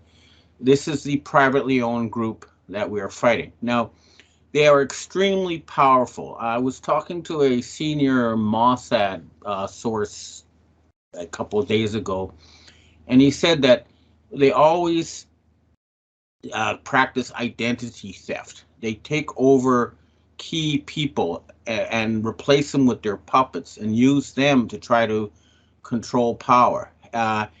Now, at this point, we know for sure that the actor pretending to be President Joe Biden of the United States is a fake, and he's controlled by the Khazarian mafia and specific people like Jeff Bezos, David Rockefeller Jr., and Barack Obama.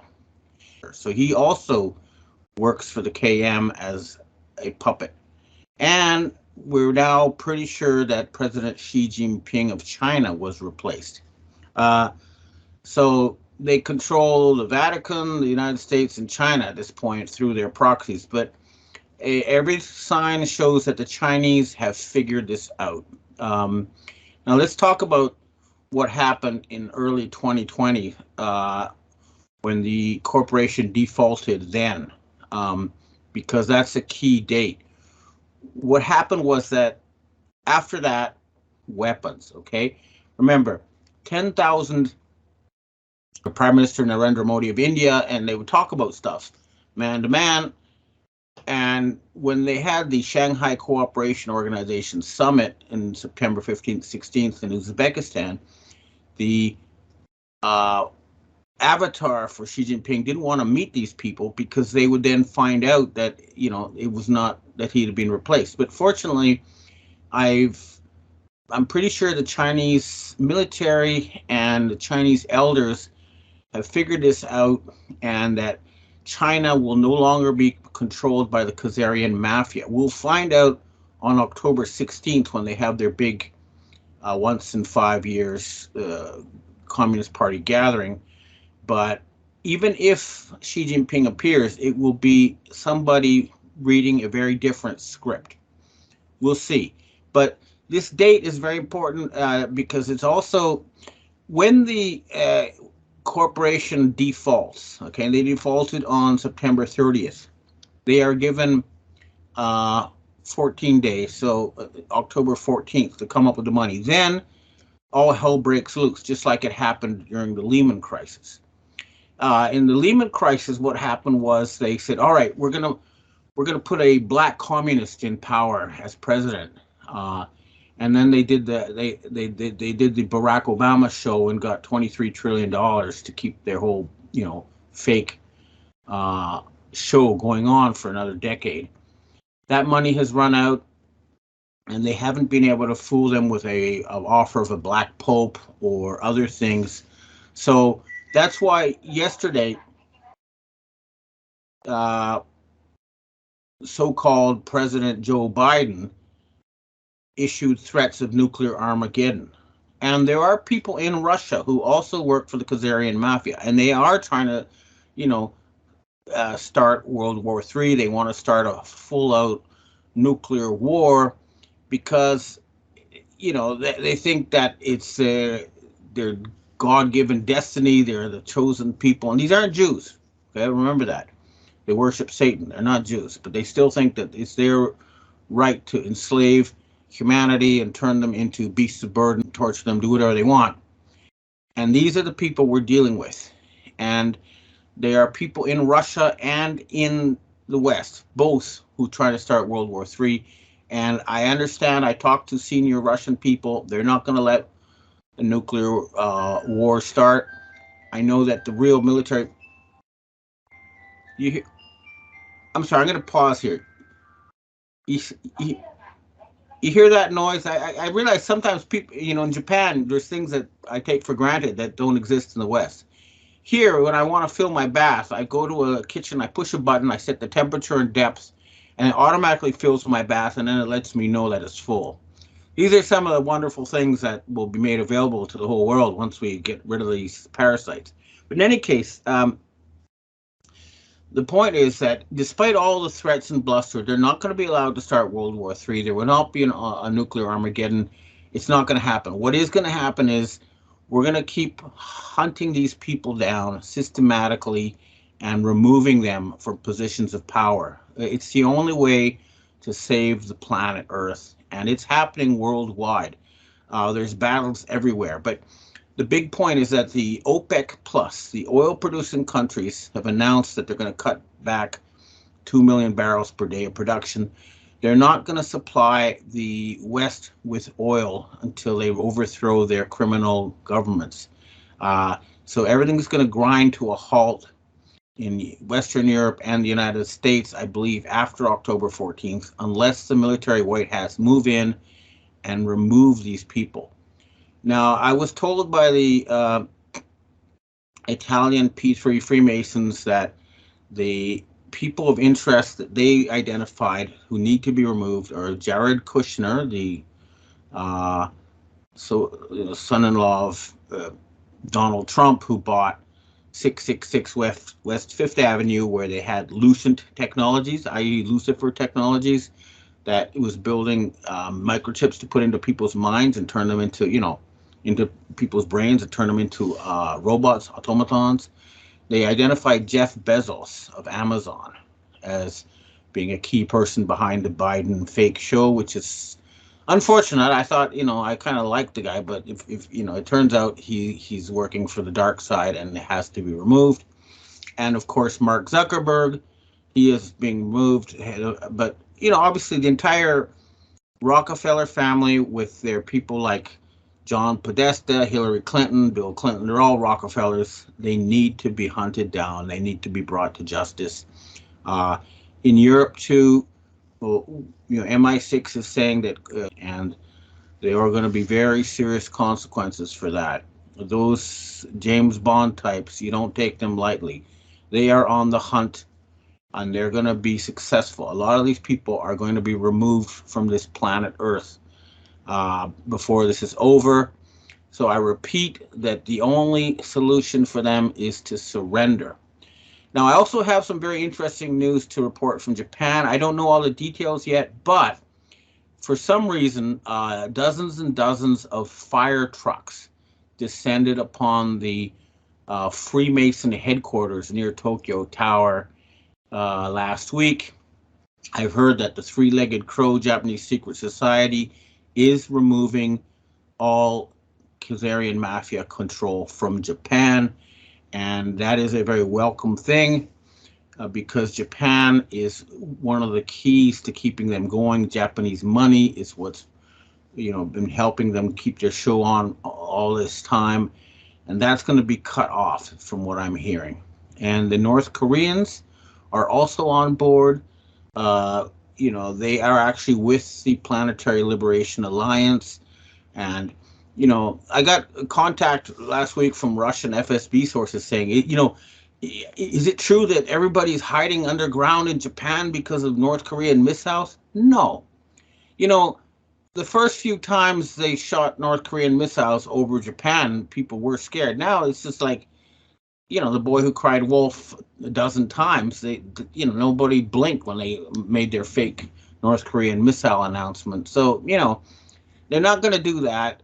And they're going to try again with Taiwan. But the Chinese are one people. There's a million Taiwanese living in China. There's a million Chinese living in Taiwan. They speak the same language, the same people, to benefit foreigners. That's not going to happen. Okay, so they're not going to be able to start that in China. The Middle East has already completely gone against them. I noticed that the Mossad propaganda site Debka has been silent for many weeks, and I noticed that the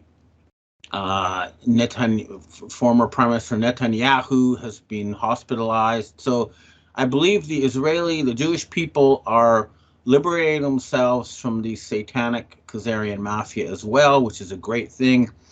So we're really down to a few countries in Europe. Germany, Switzerland, France still need to be liberated. And then, of course, the big one is Washington, D.C. Let's see if this whole Biden show ends in October, and then apparently the real Donald Trump left Washington, D.C. in January of 2020, and the loose-jowled actor with the white around his eyes who's been pretending to be Donald Trump will be arrested. The real Donald Trump will be instated as president since he had the election stolen from him, and the roundup of the Khazarian mafia in the United States will go into the second round in the United States 2020. So I believe the American people will be liberated, and of course Canada too. Justin Castro, Chrystia Freeland, all those people will be removed. There's a big cleanup going on. The battle is not over. You must never underestimate these people. They still have a lot of tricks up their sleeve. And remember, every time they have been cornered in the past, they have done something totally outrageous. They did it. 9/11 was a big one when they're supposed to pay back the gold they owed. And then they did Fukushima to steal Japan's overseas assets. So you can be sure they're going to try something horrific. They really are going to try every way they can to start nuclear Armageddon. They're not going to be allowed to do that. They will not succeed. They have stolen many nuclear weapons, but our side has the technology to neutralize them. They won't be able to do that. So don't give in to nuclear blackmail. Do not give in to their lies. Do not let them start World War III, because we're all one human family and we're going to be friendly and make love, not war, from now on. These criminals are really, really going to be destroyed this time. We have no other choice. It's either us or them, or we're going to put 1 million people in jail and then start Nuremberg-style war crimes tribunals against them. Their children will be re-educated, and those who are beyond hope will spend the rest of their lives in isolated colonies where they can't do harm. And the more vicious ones will be, they'll suffer the full punishment of the law. So that's what's going on here. It's a very, very tense time. Between now and I believe mid-November, we should see some really earth-shattering changes, but rest assured, the White Hats are winning. The Planetary Alliance to Liberate Humanity will win, but we must never, ever give up our guard or underestimate these people. They are incredibly intelligent, incredibly evil, and very powerful. It's very important that we remove their control from the corporations. So we need to have a big operation to remove them from Google and Silicon Valley. We need another big operation to remove them from control of New York. And the P3 Freemasons did say the chief rabbi of New York has to be removed. So we need to go in and arrest the rabbis who are pretending to be Jews but are actually Satanists, remove them from control of the Jewish people, and liberate the Jewish people from thousands of years of slavery and a long and terrible nightmare that humanity has been living through is coming to an end. Rest assured, humanity will be freed. Okay, well, that's what I have to say for myself. And now I'd like to answer questions from readers and viewers. Hi, Ben. We have our first question for today. Xi Jinping has reappeared after he came back from a SCO meeting. He appeared at a visit to a museum accompanied by all members of the Central Standing Committee of the CCP. But there are many body doubles, if not clones, of Xi Jinping. Could it be that there was a coup that removed him, but to avoid political instability, a double was used to cover up the coup? That is a very strong possibility. The important thing to note is that at the Shanghai Cooperation Organization Summit, you would have expected that since China was really the original founding force behind that the president of China would have made a big speech. He didn't. And then when he returned, there was no speech published in the official news agencies. So something happened there. It may well be the Chinese will decide to continue to use the Xi Jinping avatar, but I don't think they're going to allow Khazarian mafia to secretly control the Chinese Communist Party anymore. So we'll see. Right now, my Chinese sources are unusually quiet, but all the signs are that the actual native Chinese have reasserted Chinese control over China, and that is a good thing. Because if you look at the thousands of years of Chinese history, they don't have the habit of invading other countries and enslaving their people. Okay, next question. Who does the deadline payment owed by the corporation of the USA and the KM get paid to? What is the amount, and if paid, what is the arrangement / entitlement from such a payment? I don't know all the details, but what you need to understand is that there is such a thing as reality. So when actual physical cars and computers are put into ships, or oil is put into ships and sent somewhere, the people who do that want to be paid in real money. And so if you look at the United States trade deficit, they've been accumulating a trade deficit for more than 40 years. And this is, in last year, I think it was close to $1 trillion in trade deficit, and they're not being allowed to print money to pay for that. So they have to actually, provide things like silver, gold, corn, anything that really exists. So it's China, Japan, and the Middle Eastern oil exporting countries who hold the key to this. But, they have not been accepting funny money dollars for many years now, and I believe that they just haven't been able to come up with anything, in which case they'll be declared in default and there will be some kind of systems failure. But, I don't know all the details, but I do know that the reason the dollar is strong is because they're not accepting any more fiat dollars, and they haven't been for several years, and the dollars that exist are mostly owned by non-Americans. I'll try to find out more, but that's what I do know. 2025. My prepared comments were sidelined a bit as I woke up to the news of the big Israeli attack on Iran. But to be honest, if I think about it hard, it doesn't really change very much. What's really happening is that the owners of the United States of America Corporation have not been able to get enough gold to prevent their bankruptcy. This is the real story. They were trying to get Iran to hand over Persian gold, the legendary gold of the Persian Empire, to help keep their corporation going, because at the highest level of international finance, they don't accept paper. They accept only things that really exist, and the people controlling the entire fake Zionist show in Washington, D.C. and in Tel Aviv are being isolated by the international community. Now remember, this has never been about Iran getting nuclear weapons. The first time that Israel said that Iran was about to get nuclear weapons was in 1992.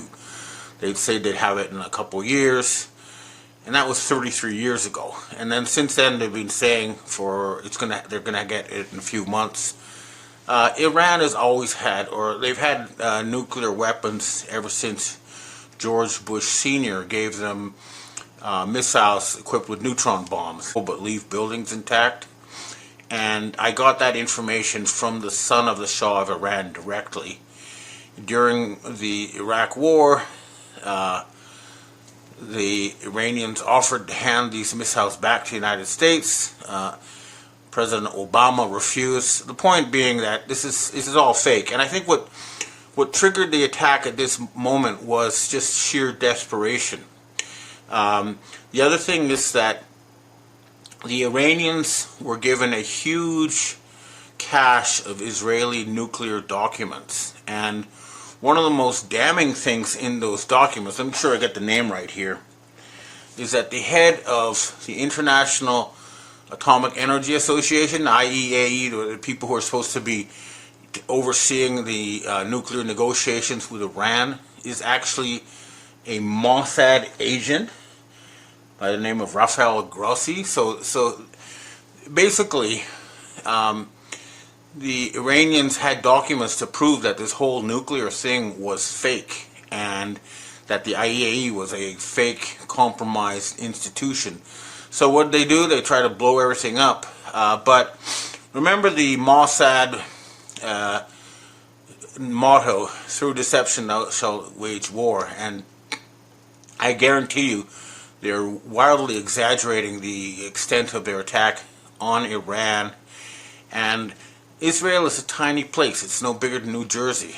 And if the Iranians wanted to, they could wipe it out with hypersonic non-nuclear missiles. And as far as I can tell, the U.S. military is not going to fight for Israel. If you see a Donald Trump appearing on your screens, I guarantee you the one who's out there cheerleading for Israel is the short, fake, fat one. Here I'm going to insert a picture of him standing next to Elon Musk.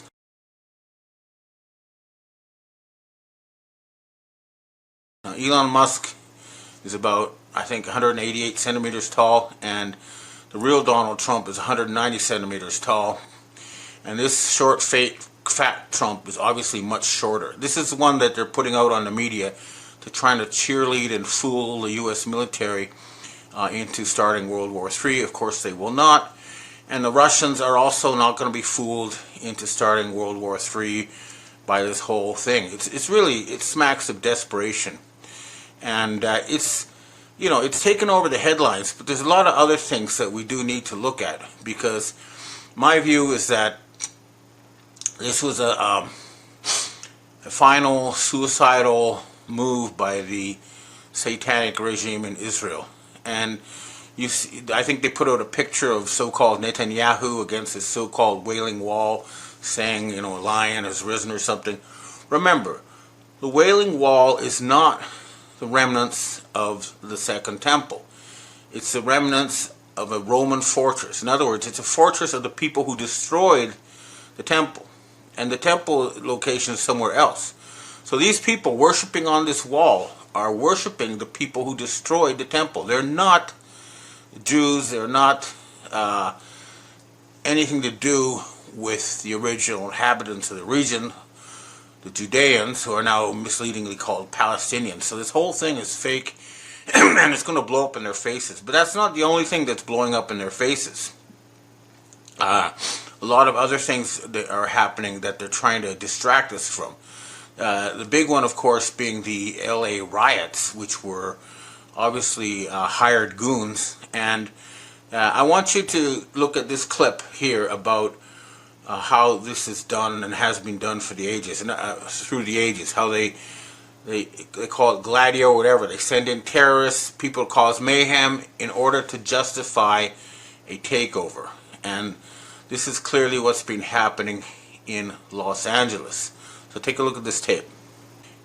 And another reason these riots are being instigated, or were being instigated in LA, is to cover up for the fact that investigations are closing in on a major arson attack on that city.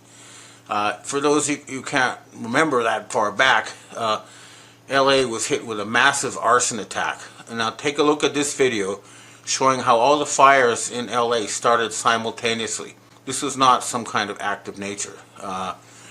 This was deliberate sabotage. So these criminals are cornered, they're dangerous, they're trying all sorts of things that have failed. Another thing that failed that never appeared on the radar is there's a reason why Donald Trump is not talking to North Korea. The reason is simple. They have asked many times to talk to North Korea, and North Korea refuses. They refuse for a very good reason. When Kim Jong-un met Donald Trump on the North Korean border, Kim Jong-un was hit with an electromagnetic weapon. I know this from senior North Korean sources. And they've had an avatar, a lookalike, playing a role, but it's his sister who's in charge. And they're not the last time they met. So they're not going to get their hands on the giant mineral wealth of North Korea. They're not, in other words, they're hoping to get gold from North Korea since they couldn't get the Persian gold, and they failed. Now, another thing that we need to look at in the background is the Trump negotiations with China that took place in Switzerland over the weekend, and on. You know, they're trying to say that everything worked out just fine, and the U.S. got what they wanted. But basically, they've put in huge tariffs, but it's not going to help stop the U.S. bankruptcy. And the Chinese have made it clear they're not going to just infinitely finance a criminal rogue regime. That's just not going to happen. So the answer is that the United States corporation needs to be bankrupted and replaced with something new. That process is underway. There are negotiations taking place behind the scenes, and I am involved in those negotiations, but hopefully this entire Zionist nightmare will end soon. But you can tell Israel really is over this time because none of their allies have supported this attack. Even the U.S. officially is not supporting this attack. There are bribed and compromised elements in the U.S., especially CENTCOM, who might go along with this, but overall the U.S. military understands that their job is to defend the United States, not the criminal regime of Israel. So it really does look like an end game for that whole country, and a lot of other things will be happening.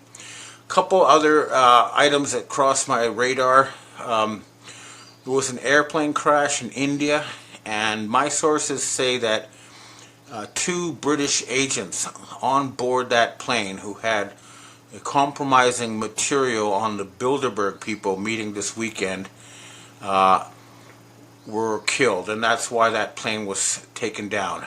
It was taken down remotely, and so at this point, almost all the plane crashes we've seen in recent years have been deliberate sabotage, because in the 1990s they put in mechanisms on airplanes that allowed them to be remotely controlled against the will of the pilot. The idea was to stop hijacking, but it's been badly abused, and my view is that a criminal investigation should be opened against the Boeing Corporation to find out who has been using this remote control, and it will be paid for. But this is a sort of criminal regime that we're seeing that's on its last legs for sure. The other thing, of course, the other reason why they're freaking out and trying to start World War III is because the wheels of justice are grinding slowly but steadily towards their pedophile crimes.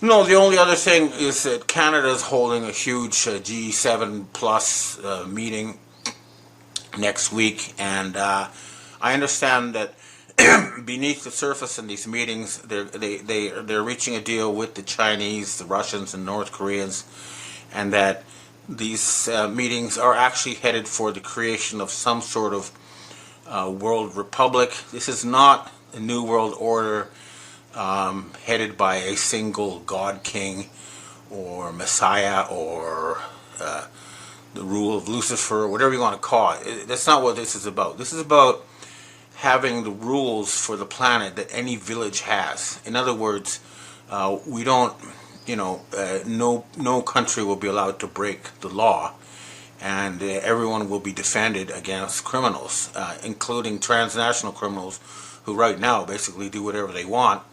They will be stopped. We will no longer have a world that tolerates state-sponsored terror, which mostly comes, as you all know, from the United States and Israel. And that will be ended. That's what this meeting is about. And a fundamental agreement has been reached with the P3 Freemasons, with the Chinese, with the U.S. military white hats, with the British Commonwealth. And good things will happen. This is what we're watching is really the end of a nightmarish regime. It's the final death throes of Israel and that whole Zionist project. Watch and see. Okay, that's what I have to say for myself today. Now, I'd like to answer questions from readers and viewers. Next question. Hi, Ben. Could you explain why so many videos are coming out of China showing factories being burned? Is China really as strong as you say? If so, what are these videos? They kind of look like people burning down businesses or insurance money.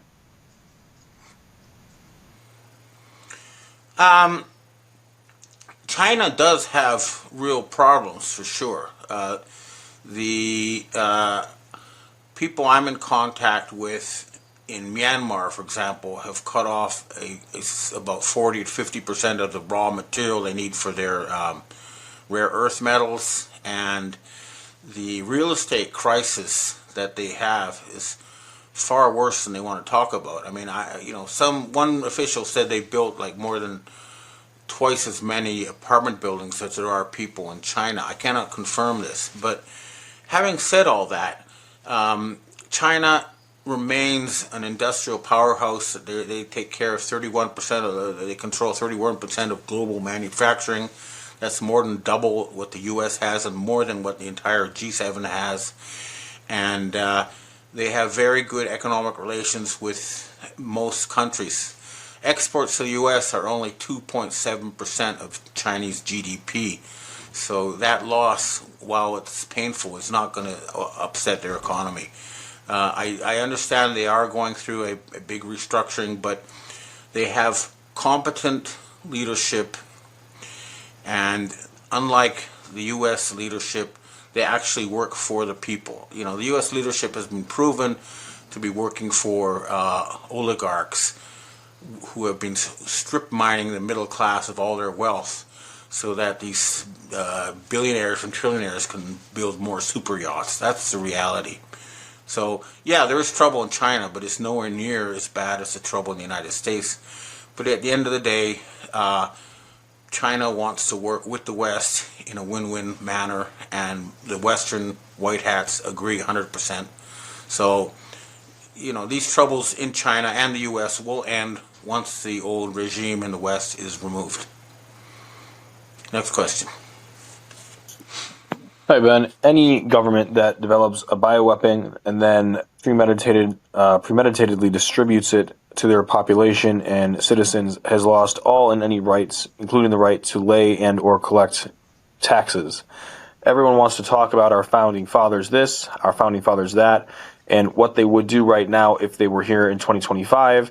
But the reality is our founding fathers went to war with England over a 3% T-tax. If everyone is so concerned about what the founding fathers would do, why haven't we rebelled yet?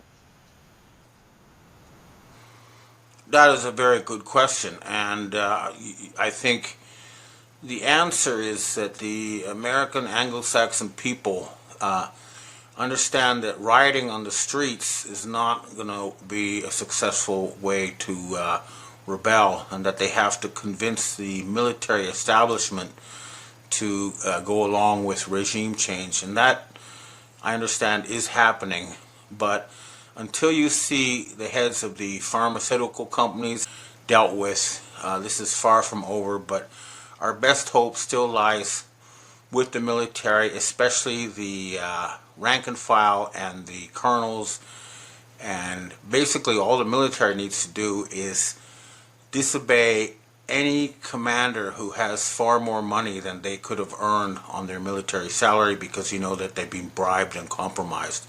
But the garbage floats to the top, and I know that the military is no longer working for the Cabal, and that's why they're not going to be able to start World War III. And at the end of the day, while they are very slow and they wait for justice, justice is coming, and the military and police will enforce it. You watch and see. But keep your eyes on RFK Jr., because he's definitely leading the attack on that front against the pharmaceutical companies. And that should be enough to tip the balance. Next question. Hi, Ben. You talked a little bit earlier today about the short, fat, fake Trump and the real Trump. So which Trump is signing all of these new bills in the White House? Which one has joined the Auto Pen Club? Well, all I can say is that the past couple of weeks, all we've seen is the short, fat, fake one, and I posted the pictures. You can see it's obviously not him.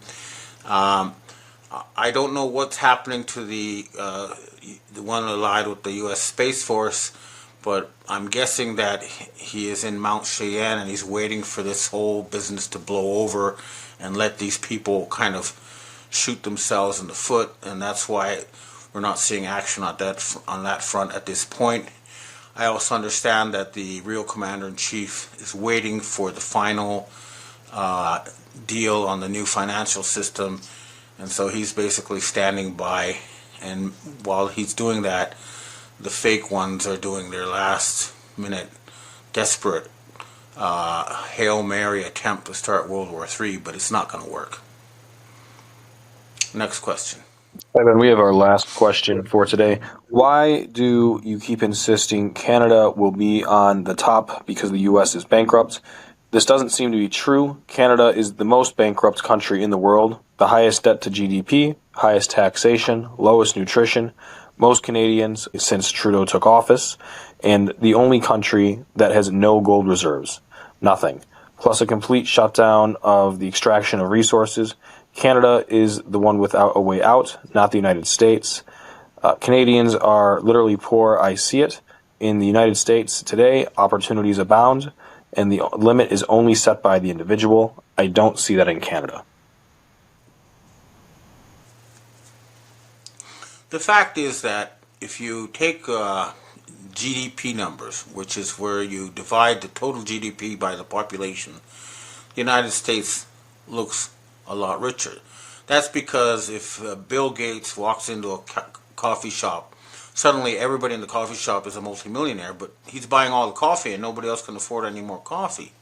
That's the situation with the United States.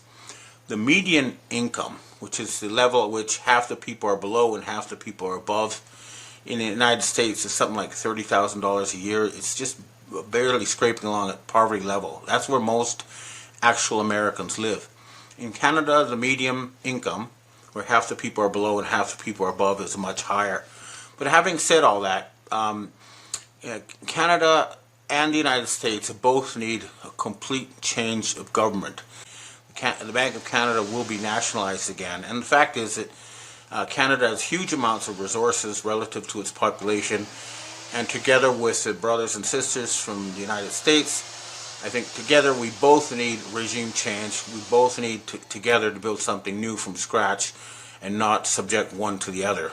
We're basically the same people with the same history, and we both need a complete change of government, and I believe that's what's going to come. Democracy will be restored to the Anglo-Saxon people. Okay, well, that's what I have to say for myself this week, and there's some things I haven't talked about on purpose, but there are some very high-level negotiations taking place, and hopefully sooner rather than later those would be good announcements about a Jubilee and a financial reset.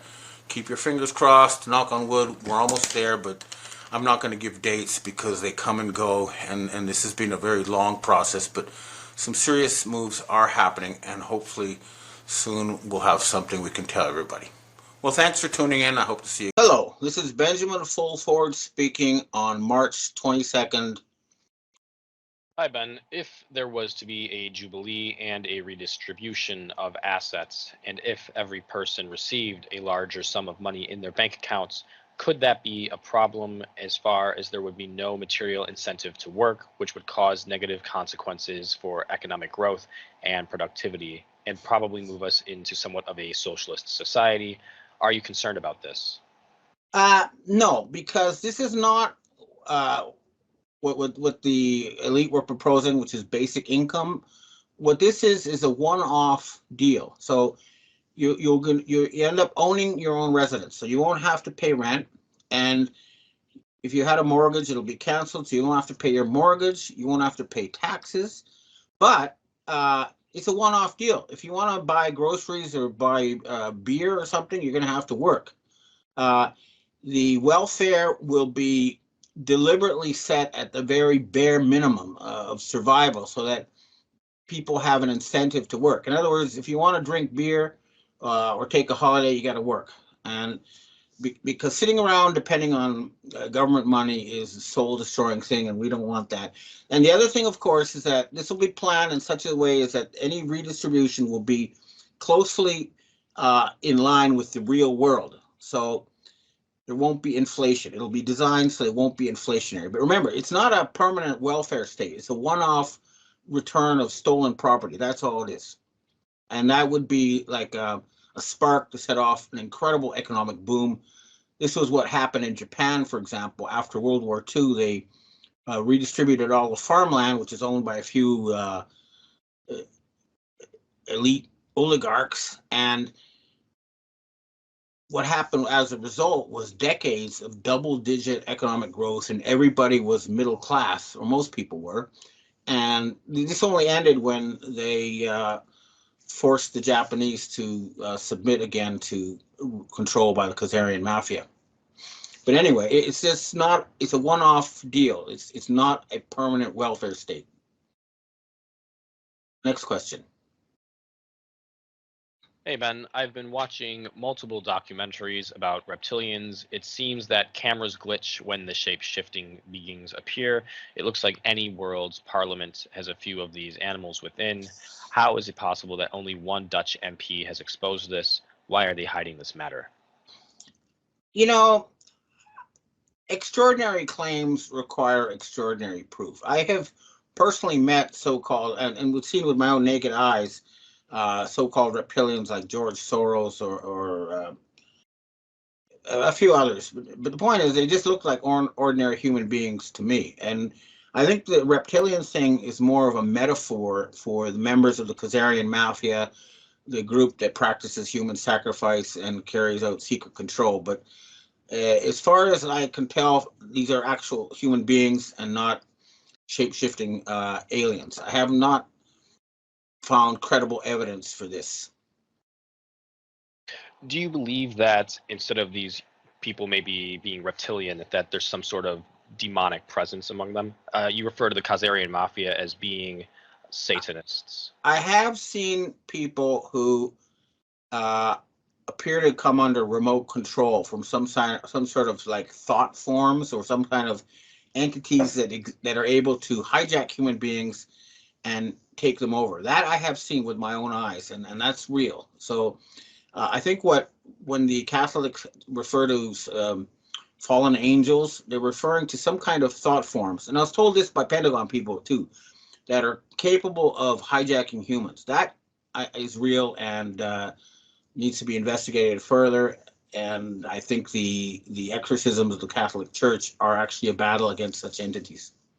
And you know, I find I didn't come to this conclusion based on faith. I'm a scientist and a journalist, and I check facts in the real world. And having seen this personally, I know it's real.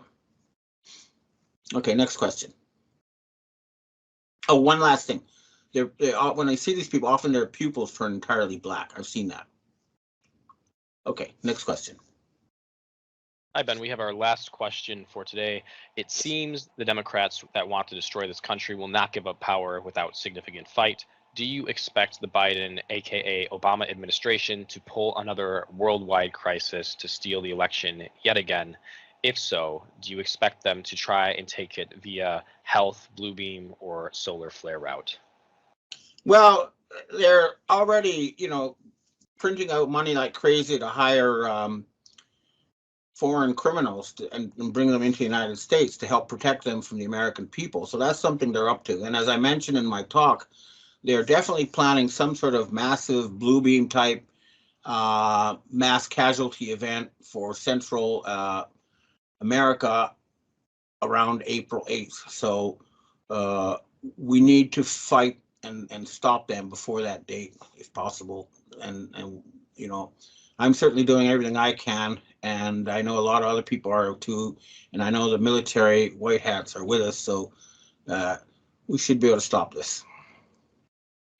Well, okay, thanks for tuning in, and hope to see you next week. It's probably the hospitalization of King Charles of the United Kingdom. And at the same time, his daughter-in-law is also being hospitalized. Now, the official story is that King Charles has got a prostate operation, and I forget what the daughter-in-law, some kind of abdominal surgery. But what I've heard from my own MI6 sources is that they were involved in the same plot for a massive false flag that led to the removal of U.S. Defense Secretary Lloyd Austin and top Marine General Eric Smith. So this is part of, again, a white hat takedown of an attempted massive false flag. Now, there are contradictions about whether or not Prince William will take over. I've seen news reports saying that he will take over the duties of King Charles and probably take over as king. However, my own MI6 royal sources tell me that he is also being suspended from his duties. So something else might happen there. But in any case, this is a visible sign of change. So you have a U.S. Defense Secretary, a Marine General, and a king being removed. Now, the other big one is so-called climate envoy John Kerry of the Skull and Bones. He's one of the Octagon group I've heard from before, and he's resigning. So he was also probably part of that. But that removes a lot of key players, and it's a sign that some kind of takedown is happening, and you can see it publicly. Now, the other sign is that even though the U.S. government did kick the can down the road and avoid bankruptcy, this was a budget proposal. If you look at the details, you'll notice it's only funding parts of the U.S. government that actually work, like the Department of Agriculture. And there's no money for Ukraine. There's no money for Israel. So that's big. And despite that, of course, we need to wait to see either the arrest of Benjamin Netanyahu before we know this is really over. Now, the other people who obviously have to be publicly removed in a way for all to see is the election stealing Justin Trudeau in Canada and his sidekick, Chrystia Freeland. Actually, it's the other way around, but in any case.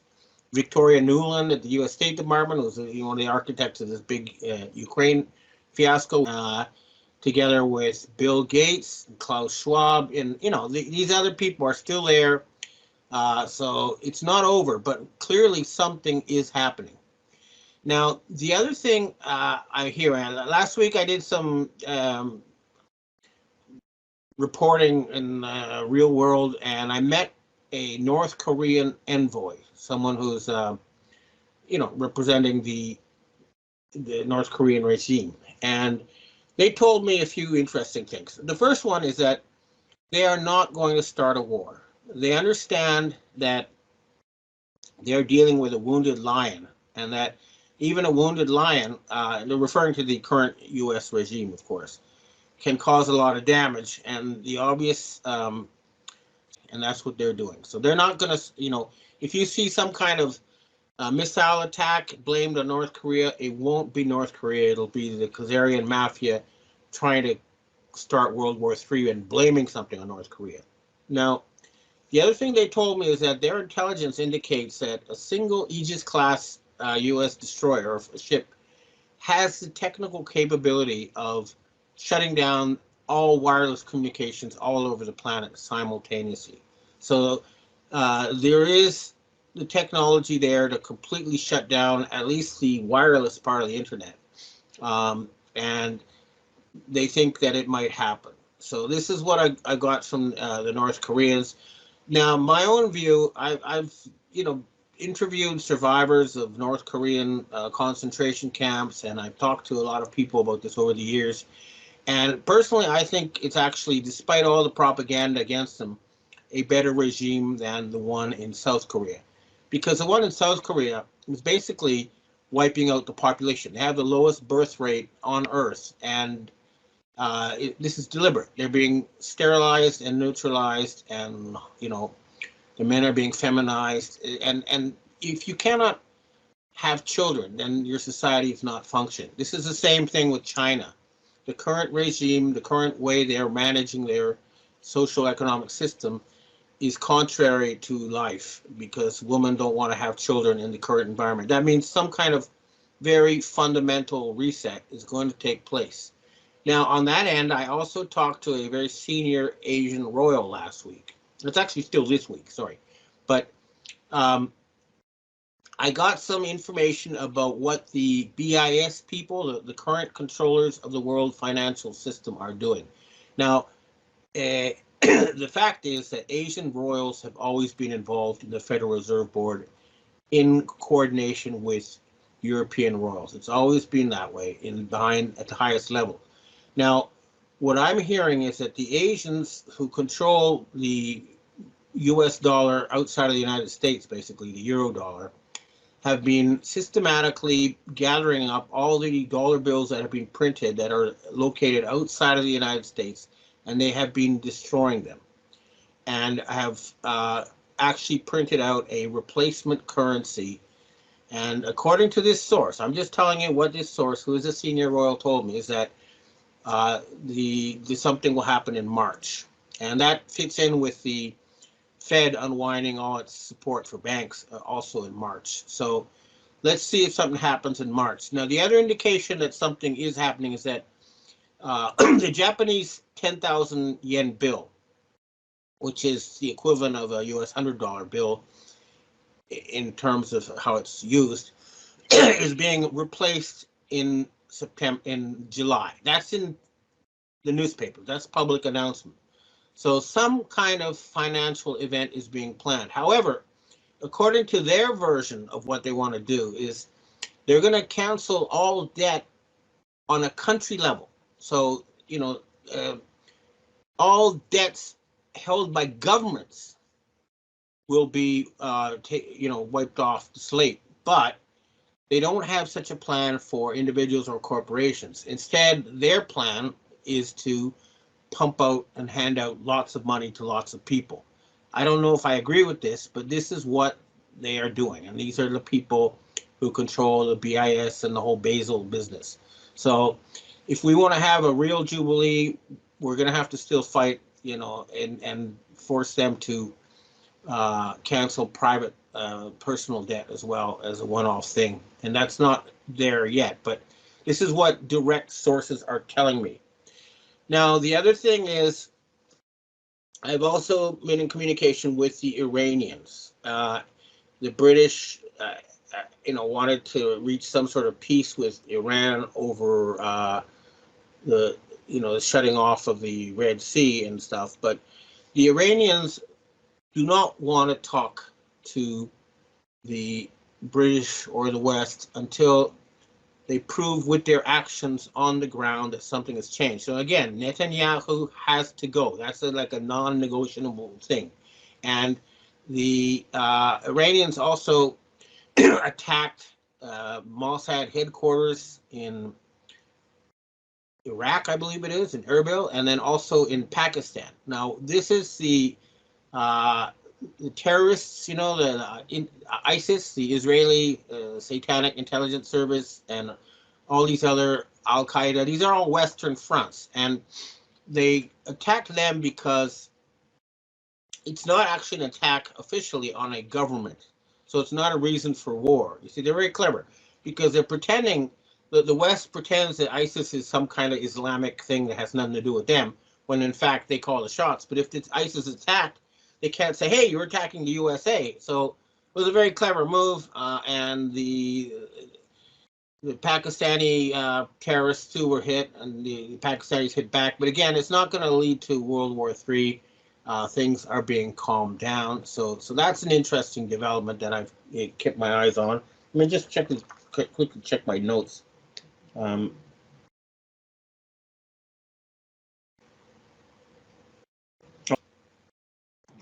Hi, Ben. We have our first question for today.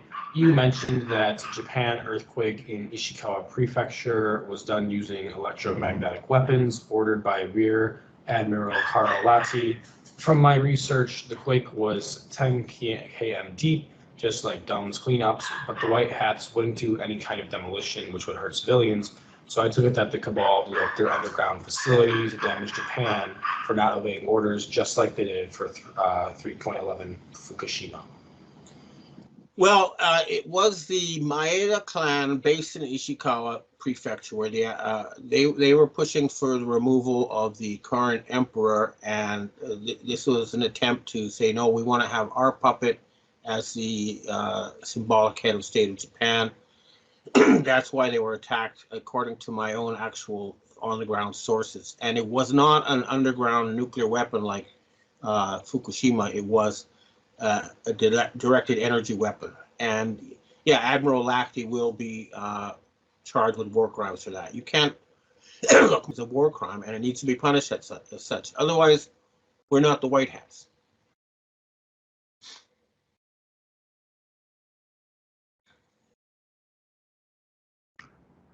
Next question. Hi, Ben. We have our last question for today. What are your thoughts on Congressman Mike Johnson? I recently read something about him trying to unblock Ukrainian aid. Well, the man is a completely brainwashed Zionist Christian or a stooge of the Khazarian mafia. He actually thinks that we're in biblical end times and that we have to support Israel in order to bring on the Messiah and all this kind of wacko stuff. That man belongs in a lunatic asylum, not at the top of the U.S. government, and he needs to be removed because he's a brainwashed tool of the Khazarian mafia. He's a religious fanatic, and we need people who are reality-based in government. Okay, well, that's what I have to say for myself today, and I hope we'll have more good news next week. Last week, or this week, the Supreme Court once again rejected the Brunson case, which basically is a sign, a public sign to the world that the Supreme Court is no longer actually involved in the business of justice. Now, we know for a fact, or at least we're very confident, that several of the judges are being blackmailed. And what we are dealing with here is a complete hijacking of all government institutions in the West by a satanic cult. This is obvious to most of us by now. And what people need to realize is that going through their court systems and asking for justice would be like the sheep in a farm, saying, hey, we sheep just had a vote and we decided that we don't want to go to the slaughterhouse and we'd like you to remove the fences so that we can wander around freely, and that's not going to happen unless the rest of the world is on the case. These criminals are being kicked out of Africa and most of Asia and the Middle East, and they're being slowly but surely strangled through an economic blockade. They cannot get oil, they cannot get commodities unless they pay cash, and they're running out of cash. So we're close to the end game, but the Western people need to understand that they no longer have democracy They no longer have rule of law, and they no longer have freedom of the press in the corporate media. They do have it on the internet, and I have here the thing given to me by the NSA, like to show that they support freedom of press and that freedom of information. And we've got to thank them for allowing people like me to use the internet to tell the truth.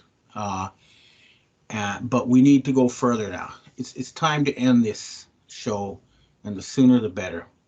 I keep hearing, soon, maybe, watch for March, but, we're all running out of patience, and it's visibly falling apart. You have the situation now where people in Los Angeles are told not to leave bottles of water in their car because someone will break the windows. We have a complete collapse of law and order. We have an open border with military-age Chinese men crossing in huge numbers into the United States. In Europe, they have already, actually reached a deal with Russia. That's proven by the fact that they, started buying Russian gas. They ignored the boycott because they realized that the choice would be. So they bought Russian gas. That, by the way, was my bathtub robot telling me the bath was about to be filled. Japan is full of convenient wonders like that. And hopefully the whole world will soon be full of wonders and marvels once we finally unleash all the technology they've suppressed. And, we should all be able to double our living standards within a year of removing these people from power. And after that, we should have the ability, the control of the financial system given back to the people. Adventures, or should I say resource theft around the world, would be spent on finding ways to make us live longer, healthier, happier lives in harmony with nature. We want to save the planet. We want to free humanity. And that's what's going to happen. Now, the only other thing I could say is that Israel is now in a state of civil war. The people around Netanyahu are trying to create a theocracy there, which is not Jewish. Okay, these people are not Jewish. They are Satan worshippers, and the countries of the Middle East need to take action to remove these criminals. They're still trying very, very hard to start their World War III. They're religious fanatics. They're sure that and then enslave the rest. They're still trying to do it, and we're seeing a very strong push still to start World War III with Russia. Russia left the START treaty, the nuclear arms control treaty, because the United States has long ago stopped obeying that treaty. And these people, these fanatics, these end of world wackos, are trying to create a nuclear war, but it's not going to work. Their plan is to have the nuclear war start in 2025 or 2024, and they're trying desperately to keep the situation going, but they're not going to succeed. The war in Ukraine is basically over, but they're for some reason, a group within Russia is trying to make it seem like it's still going on, and they're still trying to, use their fake fiat money to buy weapons from around the world and pump them in there. They're trying to keep this whole show going, but Victoria Nuland, she is a known criminal, and people like her need to be removed ASAP. It's going to happen. We know that the white hats are in control in Germany and Japan and the UK, New Zealand now. And by the way, New Zealand was hit with a massive earthquake attack after they kicked out the Cabal there. And some towns have been obliterated, and it's not being reported anywhere. I'll have photographs of that attack in my Monday report and eyewitness testimony to what's going on there. But it's a very unusual situation. But what we're seeing is similar to what happened in Turkey. These people are now pulling out their earthquake weapons, their scalar weapons, and this is a sign that they really are cornered. It should not be taken as a sign that we need to submit to them, because you cannot stop execution with an earthquake weapon. These people, need to understand that. They're not going to terrorize us into submission, but it is either us or them. That means that if you have the opportunity to stop one of these people, it's your moral duty to do so. It's perfectly legal because this is legitimate self-defense. We need to take action. And I'm hearing action will be taken, and I'm expecting the military white hats to get off their asses and do what needs to be done. Okay, well, that's what I have to say for myself today. News is it's turning right now because we're waiting for some kind of huge event of some sort. And so we're stuck in a kind of a repetitive news cycle, but something is going to give, and it's going to be very, very big. It'll be talked about in the history books for thousands of years, I'm sure of it. I'm not so exactly when, but it's coming. Okay, well, that's what I have to say for myself. Now I'd like to answer questions from readers and viewers. Hi, Ben. We have our first question today, and it is a long one. It goes, "Hi, Mr. Fulford. Thank you very much for sharing all of your knowledge and expertise with us. I believe you had indicated previously that President Biden and Vice President Harris would be removed from their positions in the United States, thereby clearing the way for House Speaker McCarthy to become President McCarthy. You indicated today you believe the bad guys in the United States may be able to milk things along with these constant real or fake horrors as late as September 2023. Assuming that the Supreme Court does not throw out the Biden regime when they reconsider the Brunson case, sadly, the U.S. Supreme Court has repeatedly appeared to be compromised, and there are those that vigorously maintain that the Supreme Court has been completely overtaken by the CIA, which now seems plausible.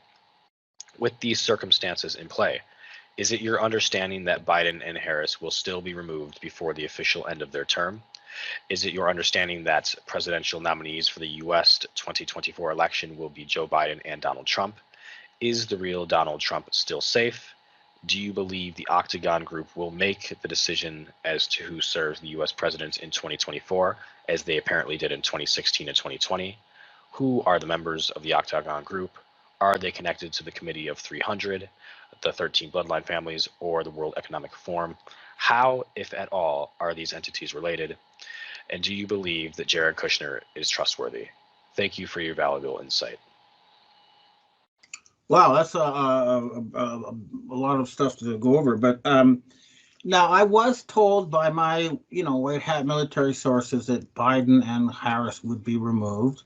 But these same people were kind of hoping on the Brunson case, and then it's now clear that the Supreme Court is compromised, as I just said in my talk, and therefore they need to be removed. They need to be arrested, and military police need to act. People need to understand that sometimes when the chain of command is corrupted, you have to personally, some military policeman has to personally go in and arrest these people, and that's what needs to be done.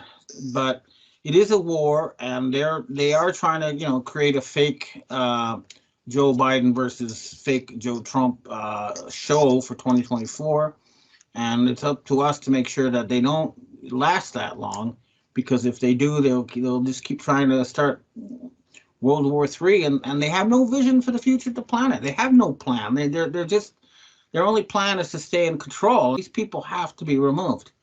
Now, as for the Octagon Group,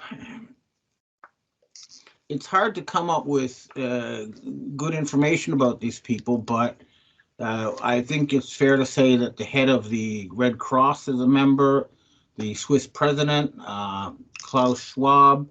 I would expect that Rene de Rothschild and David Rockefeller Jr. would be members.